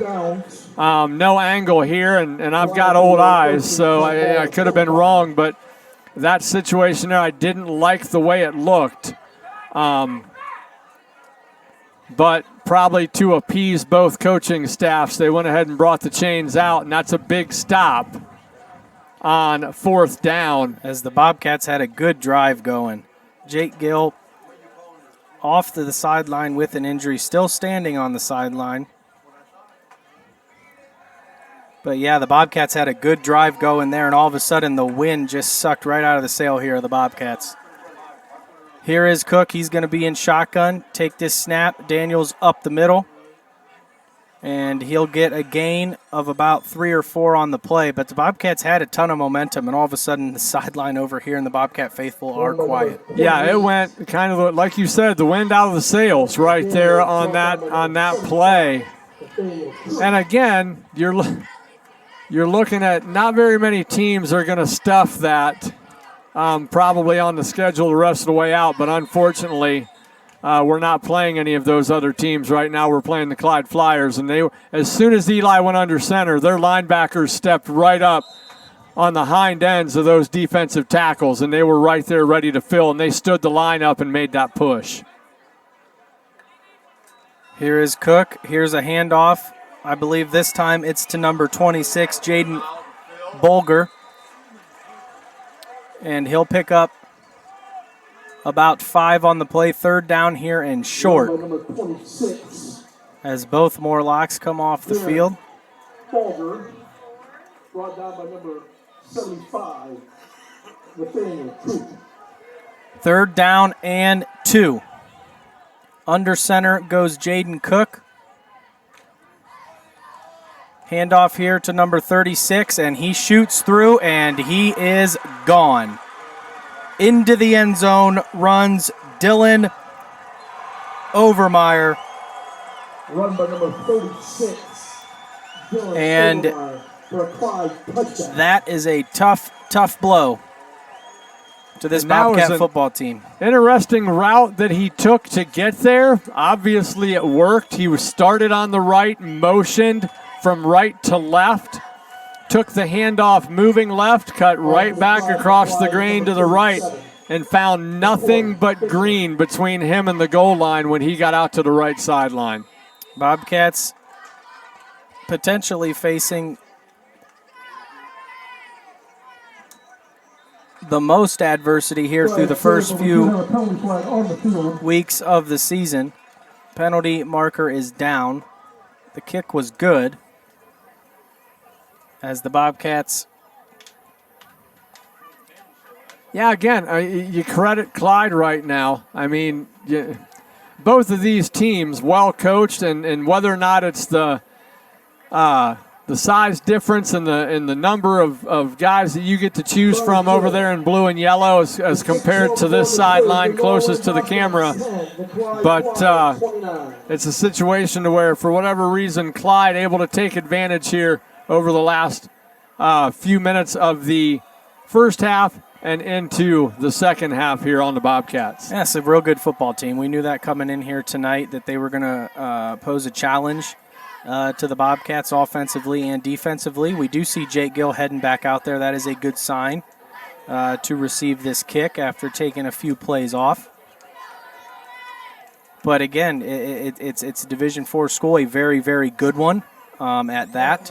It's not only the numbers, they're also very good. And yeah, they're one of the better teams. It's been big plays, and that's what it was with Hubbard. In the first game, with a lot of big Caffey runs, and now we've seen, a couple of big plays here tonight from the FLIERS, and all of a sudden, a situation where the Bobcats were down 15-10. It's now 29-10. And the Bobcats, we were marching right down the field looking to make it 22-17. And a big stuff, yeah. And a big stuff by Clyde. And to echo what you said, this place went quiet after that fourth down. And then all of a sudden, you get that wind taken out of the sails, and all of a sudden then, boom, they hit a big one. And Bobcats probably not looking to return this if they kick it deep. Just let this one go into the end zone. And we'll see. We could still climb back into They've been this. squibbing Yeah. it. We'll see if they try to keep this one obviously in play and not give us that option. We still got a quarter and a half to go. We've definitely shown the resiliency to get back into a football game. Short one picked up at about the 15, and Morlock goes straight out of bounds. And that's where Stanley and the offense will take over. The Bobcats have shown some success in throwing the football, and we'll see if Stanley and the offense can get that going. Circle G Plumbing, Heating, and Cooling Incorporated has been proudly serving the Norwayne communities and surrounding areas for 28 years. We're a 24-hour service company in plumbing, heating, and air conditioning. Give us a call at 330-624-0331. We'll be glad to serve your needs at any time. Circle G Incorporated says good luck, Bobcats. First and 10, football on the Bobcat 16-yard line. And with the Bobcats being down 19, probably look to go to the air and see if we can move this football down the field, see if we can get into the end zone and start chipping away at this lead. 6:07 to go. 1st and 10, football on the 16. Stanley's in shotgun, 3 receivers to his left. It's Portis. Far wide. Officials still waiting. And there is They're the waiting whistle. on the Mississippis to be counted. Touche. And here's a handoff. And it is Gill, and he is hit and dropped for a loss on the play. No, that was Bryce Haven. Bryce Haven with his first carry. Brought down by number 7, Caden Olsen.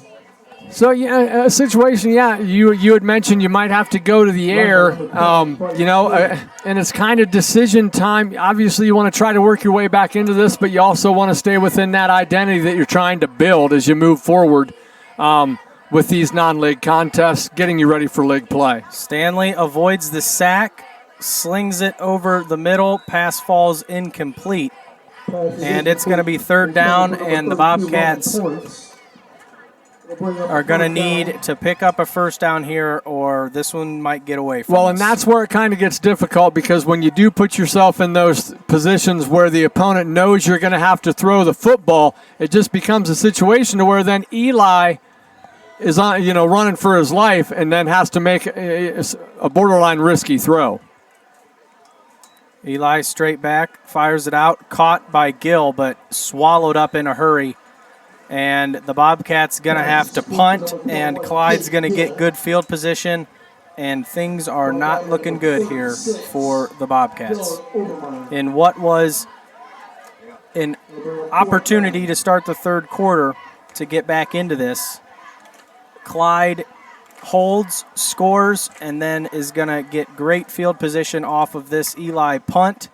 It depends on the bounce. It'll get a good bounce, but Olsen picks it up at the 50, gets it all the way back after a couple of missed tackles inside the 35, football at about the 32, and that is where Jaden Cook and this offense could look to really push things out here. We needed that high Hayden Ringel kickoff bounce right there to go over top of that returner's head. Unfortunately, we didn't get it. It went straight to his number, and he was able to take it on the run and get a nice little return for the Flyers. And we have a Flyer down on the field, so we'll take a quick timeout here. 4:46 to go. It's Clyde 29 and the Bobcats 10.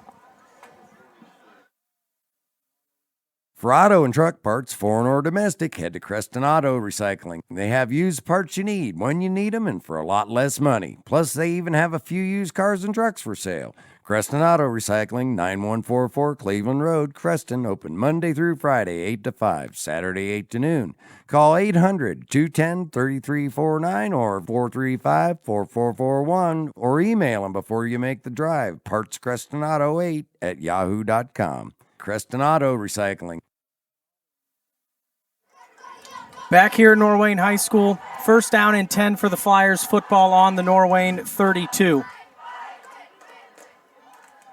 Cook, he's in shotgun, rolling out, and he's going to be hit and barely throw this out of bounds. Now, he's not in the pocket, and I didn't see a receiver over there. Pass is incomplete. But what do I know? Well, and did he get it out of bounds? Barely. Then I think he's okay. I don't believe that matters. I think. Nope, you're right. Intentional grounding. I'm thinking of the weekend. I'm thinking of later this weekend.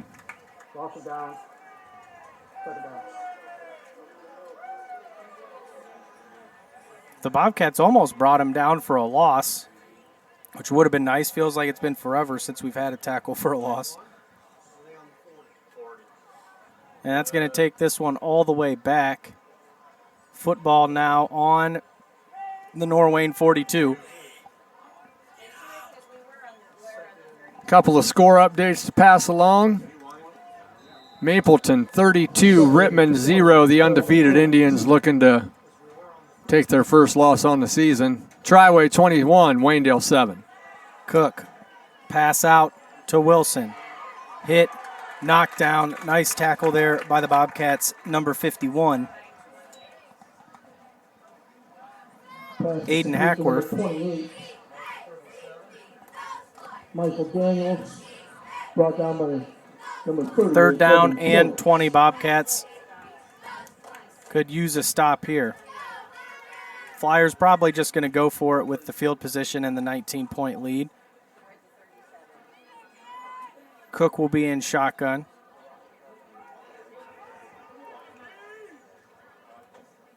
He's got Bulger behind him.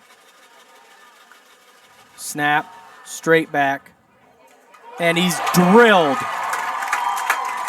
for a loss on the play by number 16, Ben Burt. Yeah, and he made a quick move, used the athleticism against the bigger offensive line, was able to get around the corner, and really a situation there where if you're a Clyde Flyers fan, you're happy with, like, similar to what I said earlier in the first half when Eli got hit, you're glad your quarterback held onto the football.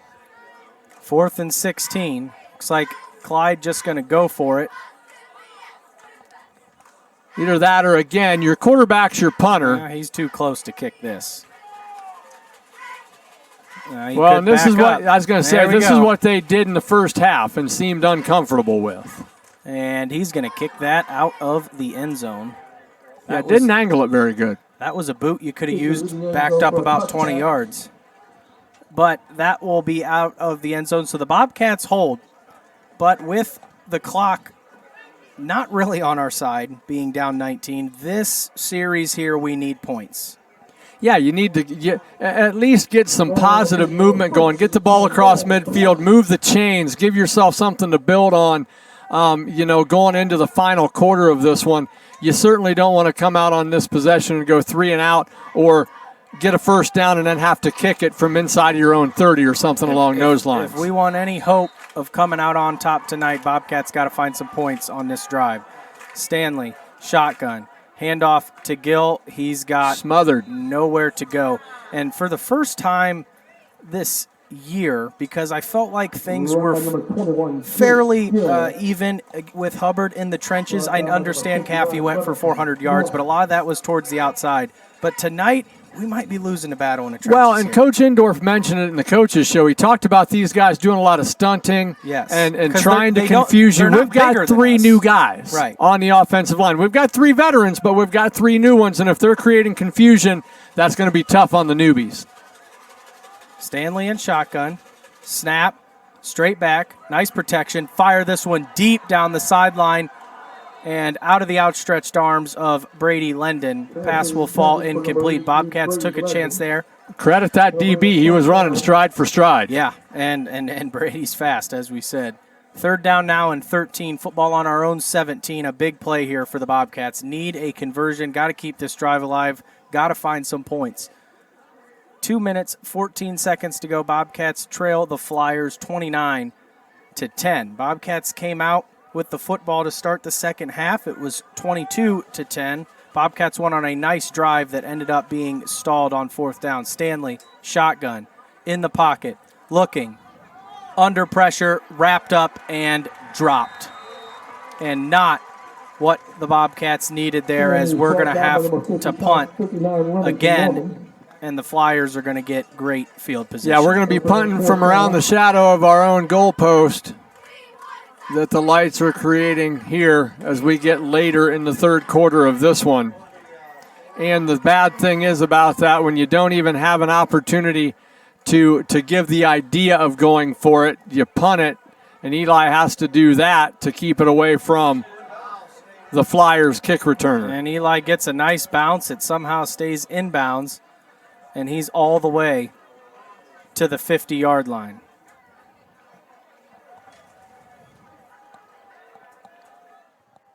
Neiman Excavating is proud to serve North Central Ohio's commercial and agricultural sectors with professional and reliable site work, including demolition, mass earthwork, grading, and underground utility installation. They also specialize in precision ag drainage, including GPS-installed waterways and field tile systems, as well as pond design and construction. Neiman Excavating is proud to be a part of the community and are proud of the many accomplishments of all of the students at Norwayne. Go Bobcats! Bobcats come out here on defense. Clyde has the football at their own 49. 1:32 to go here in the 3rd quarter. Quarterback Jaden Cook will remain in shotgun. This will go to Daniels straight up the middle. He's hit, but after a gain of about 2 yards on the play. Bring up second down and about 7. The Bobcats going to need a stop here and a score quick, like we said. And we have a player down. I believe it is a Bobcat. Don't know if it's a cramp. It doesn't look like it because they're not addressing that. Yeah, and it's a situation, again, I mean, we shouldn't be worrying too terribly much about that with it being the temperature that we've had here tonight. So you get more worried when you see players stay down. Now you can cramp up in a regional final game in November when you're only on defense. I would have never imagined you'd bring that up. Hey, man, we're down 19. I'm trying my best here. Been a while since we've been down 19. Yeah, well, and I mean, that's the thing. We played well enough. We cut it to a touchdown in the fourth quarter against Hubbard before losing by 20. Right. But we had that game at 7 points Going with into the 11:05 left in the contest. I mean, I would have to think back to Canton Central Catholic 2 years ago when they beat us 31-0 on their field en route to a state championship. Yeah, that was, I mean, that was the last time we've really kind of had something handed to us. Like I said, the game against Hubbard did not feel like a 20-point game because the Cats were, like we said, down a score with 11:05 left in that one. Down 12 and driving the football very well were the Bobcats with a chance to Injured cut it. player Joe Bryce Haven. Glad to see him up and walking off of the football field, unassisted. So second down and 7 with 1:16 left in the third. Football on the Bobcat 48. And how much now do you just continue to pound the football if you're a Clyde Flyer and keep that clock rolling? I mean, you have a 19-point lead. You've shown the ability to pick up 3 yards, 5 yards, 7 yards here and there running the football. No reason to get crazy here if you're the Flyers. You want to run the football and kill the clock. 1:16 to go, second down and 7. There's been a lot of downtime in this game between some injuries and some other interesting things. Coach Endorf still talking with the official. I don't know what the confusion is, but this ain't the first time it's happened tonight. Yeah, I'm sure they're exchanging addresses for Christmas cards. Dinner plans? Could be. 29-10, 1:16 to go. Clock now rolling. Cook in shotgun. Play clock now down to 5. High snap. Cook gets it. He's hit and dropped. And guess who? Ben Burt off the edge in a hurry got to him first. And even if it wasn't a high snap, Ben Burt was on his way back there regardless. Yeah, I mean. And he's developing and continuing to get better week after week as one of the better, as he continues to make plays on defense here for the Bobcats. 2 receivers to the right. Cook, hands off. Daniels, hit. Brought back. Hackworth hit him first, slowed him down. Spun off of it and then got taken down. 4th down now. They're probably going to let this one run out. And when we come back, I imagine that Clyde will be kicking the football back to the Bobcats. So at the end of quarter number 3, it is the Clyde Flyers 29 and the Norwayne Bobcats 10. We'll be back after this short timeout right here on Local Live Sports TV. The beauty of fall is here, but Old Man Winter is on the way. Will your furnace go the distance? Be prepared for the ice and snow and cold with a furnace inspection from Shar Heating and Cooling. They can check your flue, your flame, your blower, and more to make sure your furnace is operating efficiently to avoid costly repairs and save you money on your heating bill. Shar Heating and Cooling, keeping you and your family comfortable for over 25 years. Call them today for all your heating and cooling needs. 330-927-1125 or find them on the web at sharheating.com. Glendora Healthcare Center is one of Wayne County's longest established skilled nursing care centers, providing excellent post-acute care for over 50 years, offering temporary respite care, short-term rehabilitation, and long-term skilled nursing care. Glendora is excited to announce they are now specializing in memory care. Their newly updated unit provides a safe, home-like environment, offering private and semi-private rooms with specially trained caregivers and certified dementia practitioners. Rated 5 out of 5 stars by the Centers for Medicare and Medicaid Services, just minutes from downtown Worcester. To learn more, contact. And we're back here from Norwayne Community Stadium. 4th down and 13 for the Flyers. They're going to have to kick this one to the Bobcats. Back to receive this kick is number 21, Jake Gill. Bobcats going to need to overcome a 19-point deficit here in the 4th quarter if they want to move to 2-1 on the season through their non-league schedule. Cook, shotgun, I'm sure, he's got a guy in motion. Oh, and they don't snap it. Shocker. Now he's going to back up and punt. And it's another high and deep one. Gill calls for the fair catch. And that's a flag because he called for a fair catch and dropped it. I wasn't sure why, though, because that's a live ball. We'll see if they he fair caught it, he dropped it, he dove on it, then they hit him. So I guess you could call a late hit because he's already got. Call it with him going to the ground. But you're right. But if you drop a fair catch, it's a live ball. But again, yeah, and I did not hear a whistle, so I don't know if that's a similar situation to what we said earlier in the game when the Bobcats hit Cook when he was down on a fumble, but Cats will be the beneficiaries of this flag, and I'm not going to disagree. Well, we don't have no room to disagree. We got 19 points to overcome. This is, again, another situation. I'm not sure why it's taking so long to march this off. This crew has spent more time talking to themselves and the coaches from both sides tonight than I think I might have ever seen. And we are going to lay it down. No penalty. Doesn't look like it. It's about where Gill jumped on the ball. Don't ask me. Stanley's in shotgun. Snap, handoff. Morlock, I believe, on the carry. Out to about the 19. No, it was Ben Burt on the carry. Run by number 16. Yeah, give him the 20, gain of 2, 2nd down and 8. They're going to put the football on the 20. Bobcats need to pick up some first downs here and get out of their own territory, at least deep in their own territory. Would be nice with this 19-point deficit. You mentioned maybe opening up the passing game a little bit to find somebody other than Lendon. There's Portis trying to get open with that look and maybe establish a little bit. Gill hasn't really gotten anything out of the air tonight where we've made any big plays. Tried to find Portis there, whether it's a Haven, Berger situation to where you're trying to, not that you're going to go away from Brady. There's been tight coverage, man. Their defensive backs they've been solid. They're multi-year starters. But again, that's what I'm talking about. Just trying to find somebody that can make a play as well. Stanley in the pocket, fires it out towards the sideline. It's caught by Jay Hansey.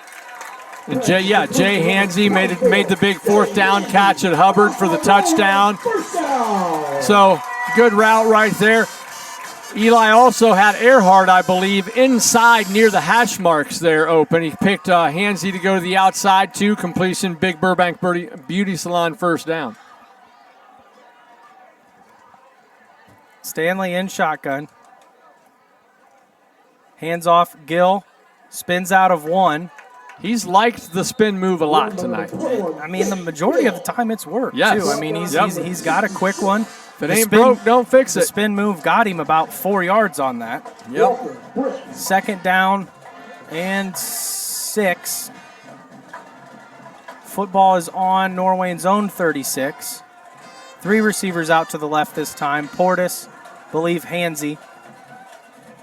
Stanley looking that way, pump fakes, now rolling, now gets rid of it, caught. Couldn't get a number, but out near midfield for the Bobcat first down. And I was not watching. I didn't follow the ball. I wanted to make sure that Eli didn't take a hit right there rolling out because pressure was bearing down. He got rid of it in time and avoided contact. Eli's shown a few times tonight that he's willing to take that to get rid of the football. So I asked for a couple of other guys to get open, find plays, and we've had it on the last two consecutive first downs for the Cats, keeping the chains moving. Stanley fakes the handoff, straight back, fires it deep over the middle, and in and out of the hands of Jake Gill, or we might have had a touchdown. Yeah, and that one, I'm sure Jake wants back. But I mean, the kid jumped up and looked like he was going to tip it. Which until you're in that situation, you don't know what that does. Yep. It looks worse than it is because that kid jumped up. Jake's probably anticipating that kid to make contact with the football. He doesn't. It throws your eyes off for half a second. All of a sudden, the football's right there in your face. And Jake doesn't have the best height to be going up and being able to see past it. If anyone would know that, it'd be you. Stanley in the pocket. Stops, fires out, caught by Hansy, hit low, somersault, 5 yards. I'll tell you what, though, that's a good play because Hansy got into the route quick because Eli got pressure quick, and he had to get rid of it, pick up 5 yards, third down and a manageable 5, try to keep the chains moving. And you imagine Clyde probably in a little bit of prevent. Okay, giving up some plays here over the middle. This time, tight press. Yeah, I was going to say. I mentioned prevent, and here they come up tight on the line. Stanley, pump fakes, looking now to his right, fires, caught again. This time, Earhart, first down. Yeah, thread the needle right there, did Stanley, and that's a really good catch by Earhart going down to the turf, cradled it in, 1st and 10. Another Burbank Beauty Salon first down, keeping the chains moving. Stanley finding a little bit of rhythm, as is the Bobcat offense. He stays in shotgun, puts Morlock in motion to his right. Fakes it to Dillon, takes it himself, and I tell you what, there he is again, Remington Norman, getting his arms around Eli, or else he has some space to work with. Yeah, he gets next level. Look out. And Norman has had some nice plays in the trenches tonight. 2nd down and 6, 8.5 clock continues to tick. Bobcats get in the end zone. I imagine we'll see the old onside kick as we trail 29-10. Stanley fakes this handoff, straight back, fires it over the middle. Looked like probably hit the ground. No, caught. Okay. He got underneath that. A well-thrown ball, darn near tipped by the DB in front of it. But again, Eli able to get it just over his outstretched hands. Receiver goes down, cradles the arms underneath it. Good catch down near Robbins' red zone as the Bobcats continue keeping this drive alive. Clock now under 8. It's very similar field position to where the Bobcats stalled last time they were deep in Flyer territory. And Clyde, defensive coordinators, not overly thrilled with what they're seeing. We'll go ahead and do some shout-outs here. We have Dave and Karen Earhart supporting the broadcast here tonight with a shout-out to them. We also have Stephanie and Paul Shaver down in Tennessee listening as well for the shout-outs here for Week 3. We appreciate the support on the broadcast. And I'm sure rather see the score a little bit tighter or put the Bobcats on top. But the Earharts seeing the grandson make a couple catches here on this drive. And Hayden Ringel booting the 33-yard field goal through the uprights earlier in the first half. Our shout-outs. Happy to see that here tonight at Creston Stadium. In shotgun, snap, gives it to Morlock to the right. Head down, falls a little bit forward, But again, the sophomore brought down by number 40. Eli, I having think some tough work cut out for him tonight. Eli, I think, tried to set him up and put him in a little bit better position. That's the longest I've seen him leave it with him. But Eli kept his hands on it, creating that opportunity to pull it out and try to keep that backside line honest and maybe give Dylan a spot where he could cut up once he got it. Trips left. Stanley tucks it himself, takes it. And if he would have cut straight towards the middle, he might have had a chance. But a nice run from Eli, and that's going to be a Bobcat first down inside of Robbins' red zone, right at the 10-yard line. It is 1st and goal for the Bobcats. Yeah. And this is a good sign, regardless of whether or not there's enough time for us to overcome a 19-point deficit. It's good that we don't just roll over, and we are able to continue to fight and overcome some adversity here against a tough Flyer team. Resiliency. Here's a handoff to Gill. Kind of a shaky handoff. Yeah, low snap, threw the timing of that off a little bit. Loss of about a yard on the play.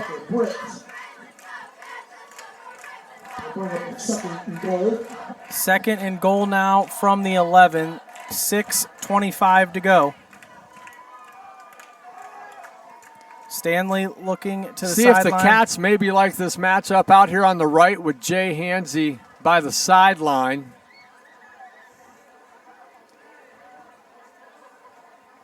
Eli, handoff, takes it himself, squeaks through. Couple yards. Back in front of the original line of scrimmage, 3rd down and 9 for the Bobcats. As we'd like to see this finished off with some points. As we are of the touchdown kind. About just under 6 minutes away from wrapping up our non-league schedule. A nice drive from Eli Stanley and the receivers here through the 4th quarter. It's a double reverse to Gill. Gill now with some space. We're going to get an illegal block, I believe. Run by number 21, Jake Gill. There is 2 penalty flags on the field. And I believe block in the back. So all that, and we're going to lose a ton. It's going to bring up 4th down. And for the second time here in the second half. Replay 3rd, but point being silent over here from the Norwayne faithful and the old wind out of the sail again. Yeah, and I'll tell you what, again, that kind of shows how well coached Clyde is defensively. You try to go with a little bit of trickery, and it didn't really fool anybody. All over it. So they are going to 3rd and goal, but the football is pushed back to the 14. 5:21 to go. And 3rd and goal. Got 4th down on the yard marker. Okay. And timeout. I don't know why.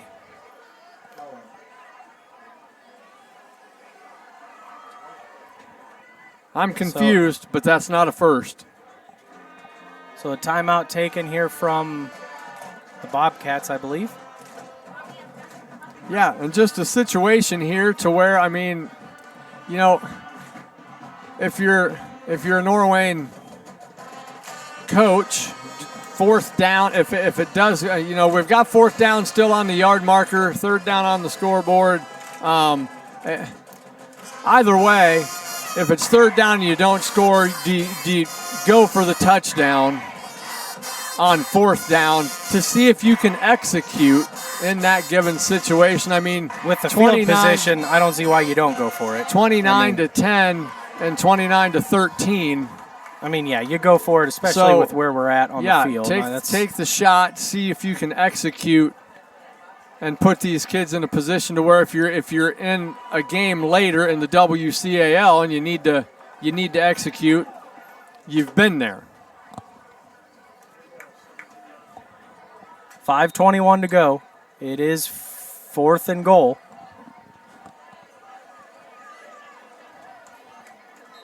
Flag down. My goodness. Am I surprised? I am not. No, and it's an illegal procedure or false start, whatever you want to call it, and it is going to move the Bobcats back 5 more yards, and it was well before anybody was ready to snap the football, kind of like most of them have been tonight. So the yard marker says 4th down. Scoreboard says 3rd. Believe it's 4th. I'm assuming because the official's standing right in front of it. So 4th down here and a lot. Bobcats got to go to the end zone. Find Jay Hansey again. Stanley back in the pocket. Out to the right corner of the end zone. Great pass. Might get a penalty. We won't. First time the officials don't toss the yellow tonight. Intercepted and... Intercepted? I think I was out of bounds. No, it was tipped off and back into his hands, picked off in the end zone, and then he downed it rather than running it out. He thought about taking it out and ended up going to a knee, so they'll get the football at the 20 as opposed to the 19. Yeah, it doesn't. Nothing changes. Bounced off the back of the DB and right into the hands of the second DB coming toward him. And again, another long drive for the Bobcats that doesn't result in points. The lone touchdown tonight, the long run from Jake Gill early. Yeah, the 60-yarder on the first play of the second quarter. And Clyde going to go with a full line of scrimmage now and try to run it in between the tackles and just keep this clock rolling. And we're at that time of the game where you want to be smart.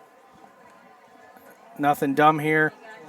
Keep your head. Score updates to pass along. Ontario beat Smithville 21-14. Mapleton 47, Rittman 6. Triway 28, Waynedale 7. Cook handoff. Wilson up the middle.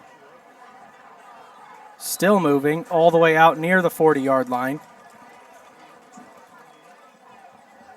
As the Bobcats will have a breath of fresh air as we will travel to Smithville a week from tonight. And just to throw this out there, the OHSAA has put it in the hands of the home school. We have been permitted to travel to Hubbard and to Canton Central Catholic. I will be contacting Smithville early next week. Believe there may be, I'm hopeful that Smithville will allow us over, as I am for all of our away games in the Wayne County Athletic League. But just to let everybody know, that is out of our hands, and it is in the hands of the athletic directors of the home school. So wherever we travel, we've got Smithville, Northwestern, and Chippewa. Chippewa gave me the okay before the season started. I'll follow up with that, so we should be good there. Northwestern, rumor had it, was not allowing streaming, so we'll check on that as we get closer. Now, but we'll follow up with Smithville. It could be a situation to where we might go back to audio. I mean, we've never been denied access to those places for audio. Right. So if we can at least give you an audio broadcast, we'll do our best to do that. But again, like Scott said, it's out of our control. There's not a lot of teams in the WCAL that are even streaming games this year. Rumor had it we might be the only one. Well, aren't we special? Just over 3 minutes to go. Clyde, the bigger, better football the Bobcats team here with 3 tonight. timeouts. Not going to use them. You want to get out of here healthy. This one, we're just waiting on the final score pretty much. And well fought. I mean, Clyde earned this one tonight. They didn't come over here and get handed a 19-point victory, that's for sure. Bobcats fought as tough as they could. As the ball carrier gets into Bobcat territory at about the Norwayne 41. So the clock will continue to tick. Under 2:30 to go. But the Bobcats played well at times tonight. It was a 19-point victory for Clyde. They were the better team. But we didn't make it easy on them. They had to earn it. We had some nice drives here in the second half. Unfortunately, they didn't result in points. And that's after the Clyde touchdown to put them up 29-10, really where this game was won for Clyde. We were able to get into the red zone a few times. We just didn't come up with points. We had to settle for a field goal. And then the other 2 times we came up empty. When Clyde got in the red zone, they put it in the end zone. And that's really the difference in this football game. And we've got Columbia final over Northwestern 41-6, and Hillsdale beat Loudonville 20-6. Cole Morlock, there were penalty flags on the field. So we've got, with the football laid down just across the 40, what would look like, never mind, looks like we're going to pick it up and move it backwards. Personal foul, I guess, is on Clyde. I don't know. Colby and a couple of their guys were chirping. Yeah, and the Clyde coaching staff not overly thrilled with the call, both palms up in the air. And not the first time there's been some words in the not trenches at all. tonight. And it was odd early with the number of flags that we saw. It was almost like they were trying to keep something under control, as if they had been alerted to something, which I'm not sure where the rivalry would have developed between these two schools. I mean, all you got to do is say the wrong thing early. But, I mean, the trenches are not a nice place. They ain't playing patty cake in there. Yeah, 3rd down and 11, and Clyde probably not overly thrilled because if they would have got the first down on the prior play, they would have just run the clock out. But now you're looking at probably giving the ball back to the Cats with 1:19 and ticking left in this one. 4th down. Run by number 28. And about 8. Daniels brought down by number 4th and 7. Ben Burks. As I believe they're probably going to kick, and I'm going to go ahead and be salty if they go through their 3 different options before they kick. But I guess I'm allowed to be, right? You're always allowed to be salty, Joe. Oh, another penalty. And that's going to be There was a illegal game. substitution. There was a game, and I can't remember the exact year, but I do know it was at Waynedale. And TK and myself were almost laughing because I want to say there was something crazy, like close to 20 flags thrown in the first half of the game. And we just could not believe what we were watching. But I'd be interested on the total number of flags thrown here tonight. It's got to be These guys up there. they need to understand they ain't getting paid by the hour. Kick, bounces, out of bounds, literally right at about the 19. I think that's where they're going to mark it. Bobcats going to send the starters back out. 41 seconds to go. See if we run any more plays, if we're just going to go ahead and take a knee. But a tough one here. The Bobcats will finish their non-league schedule with 1 win and 2 losses. One to Division III Hubbard, who I believe is moving to 3-0 tonight. They were up 41-0 at last check. Then I would assume they're 3-0. And then a win against Canton Central Catholic and a loss here to a very good Division IV Clyde team. And for all the Bobcat faithful, again, don't be discouraged. Don't panic. Those were 2 teams that were very, very good that the Bobcats played. Yeah, you look at that non-league schedule and you're thinking the Cats could come out 0-3 heading in to the WCAL. Which so, we did a couple years ago right. with a tough non-league.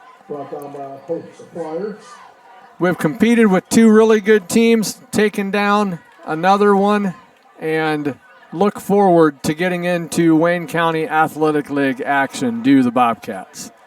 Clock now down to 10, and the Bobcats look like they're going to run one final play.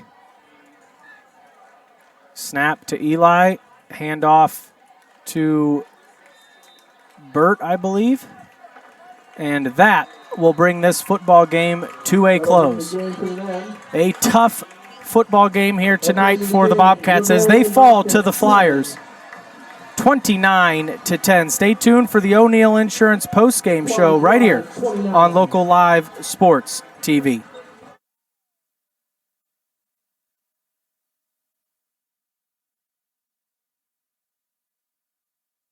As your local independent agent, the O'Neill Group in Wadsworth takes pride in offering the right insurance coverage at the best rates. For your business, home, auto, life, or health insurance needs, visit us online at o'neillinsurance.com or stop by our office on the square in downtown Wadsworth. At the O'Neill Group, your protection is our priority.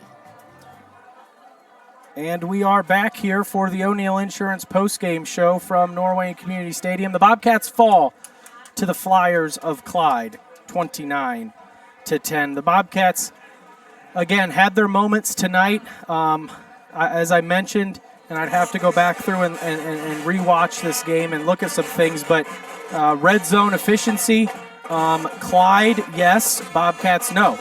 The times they were able to get down in the red zone, they capitalized, and the Bobcats, at least off the top of my head, I could think of 3 times we got inside the 20, and we came away with 3 points. They were inside the 20 3 times, they came away with 22 points.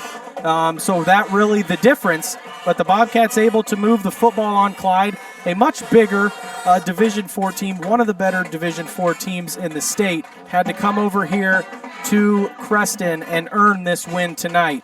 And that's something we can hang our hats on, although this loss hurts. You never want to lose, that's not the goal. But the Bobcats at least able to put up a solid fight here as we move to Smithville a week from tonight in what should feel like a little bit of a lesser opponent compared to Hubbard and Clyde. Yeah, really good football team that we played here tonight. Would be an enjoyable night or a game to watch those guys take on Hubbard, to be quite honest. But, yeah, you get into WCAL play now. That's kind of what, you use a non-league schedule like this for 2 things. Number one, to improve yourself, to get ready for league play, to go out and win a WCAL championship. And obviously the hope is it helps also prepare you for a long run in the postseason. So Bobcats not going to be happy being 1-2, but you turn your attention now to going to 2-2 next week and 1-0 in Wayne County Athletic League play and move on from this one. Total yards for the Bobcats tonight, we had 56 plays for 207 yards, not quite the 500 we put up against Canton Central Catholic. But Clyde, 54 plays for 354. Penalties, 9 for 88 for Clyde, 7 for 45 for the Bobcats. Time of possession, 24-23, within a minute for time of possession. When you go to third down conversions, Norwayne 4 of 12, Clyde 2 of 9. Fourth down conversions, Clyde 3 of 4. Red zone scores and chances, Bobcats 1 of 2, Clyde 2 for 3. Obviously, the Bobcats probably not in the red zone every time we didn't score, but we had 3 drives that netted us 3 points, which I think ended up really being the difference in the game. Yeah, and you're right. We have to capital in a game like this, especially, right. If you want to give yourself a shot, you really, unfortunately for the Cats, not that you have to play perfect, but you have to capitalize on darn near every opportunity you have. It's very similar to the teams and the types of games we play when we're in the second, third, and fourth round of the playoffs, to where you're talking your margin for error is very, very small. Right. It was very small in tonight's game. And again, when you can't find the points after getting some decent drives, those are the types of things that you're not going to be able to overcome against a team like Clyde. Yeah, and you take some positives away from tonight. You had the big fourth down stop at the end of the second quarter. You had some big play. You had the big play from Gill. You had some really well-executed routes and some good throws from Eli. Spread the ball around a little bit. We didn't obviously run as successfully as we did last week against Canton Central Catholic. We found it tougher going, but we were able to move the football against a very good defense. And again, you take the positives from this and then you move on, you build on those, you improve the weaknesses, and you're ready for Wayne County Athletic and, League play. I think we had a couple of nice drives there in the second half where Eli really was forced to throw the football, being down 3 scores.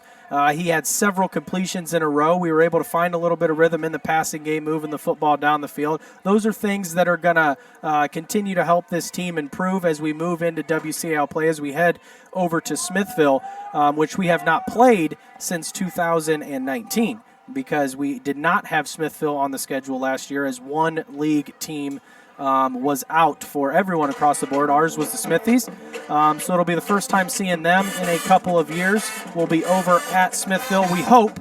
With a new coach, and I believe the wing tee back from the Schrock era, and some changes that have taken place over there. So Smithville, while taking the loss tonight, I'm sure they'll be excited to see the Bobcats next week. And again, as we mentioned, we hope we'll be over there with video.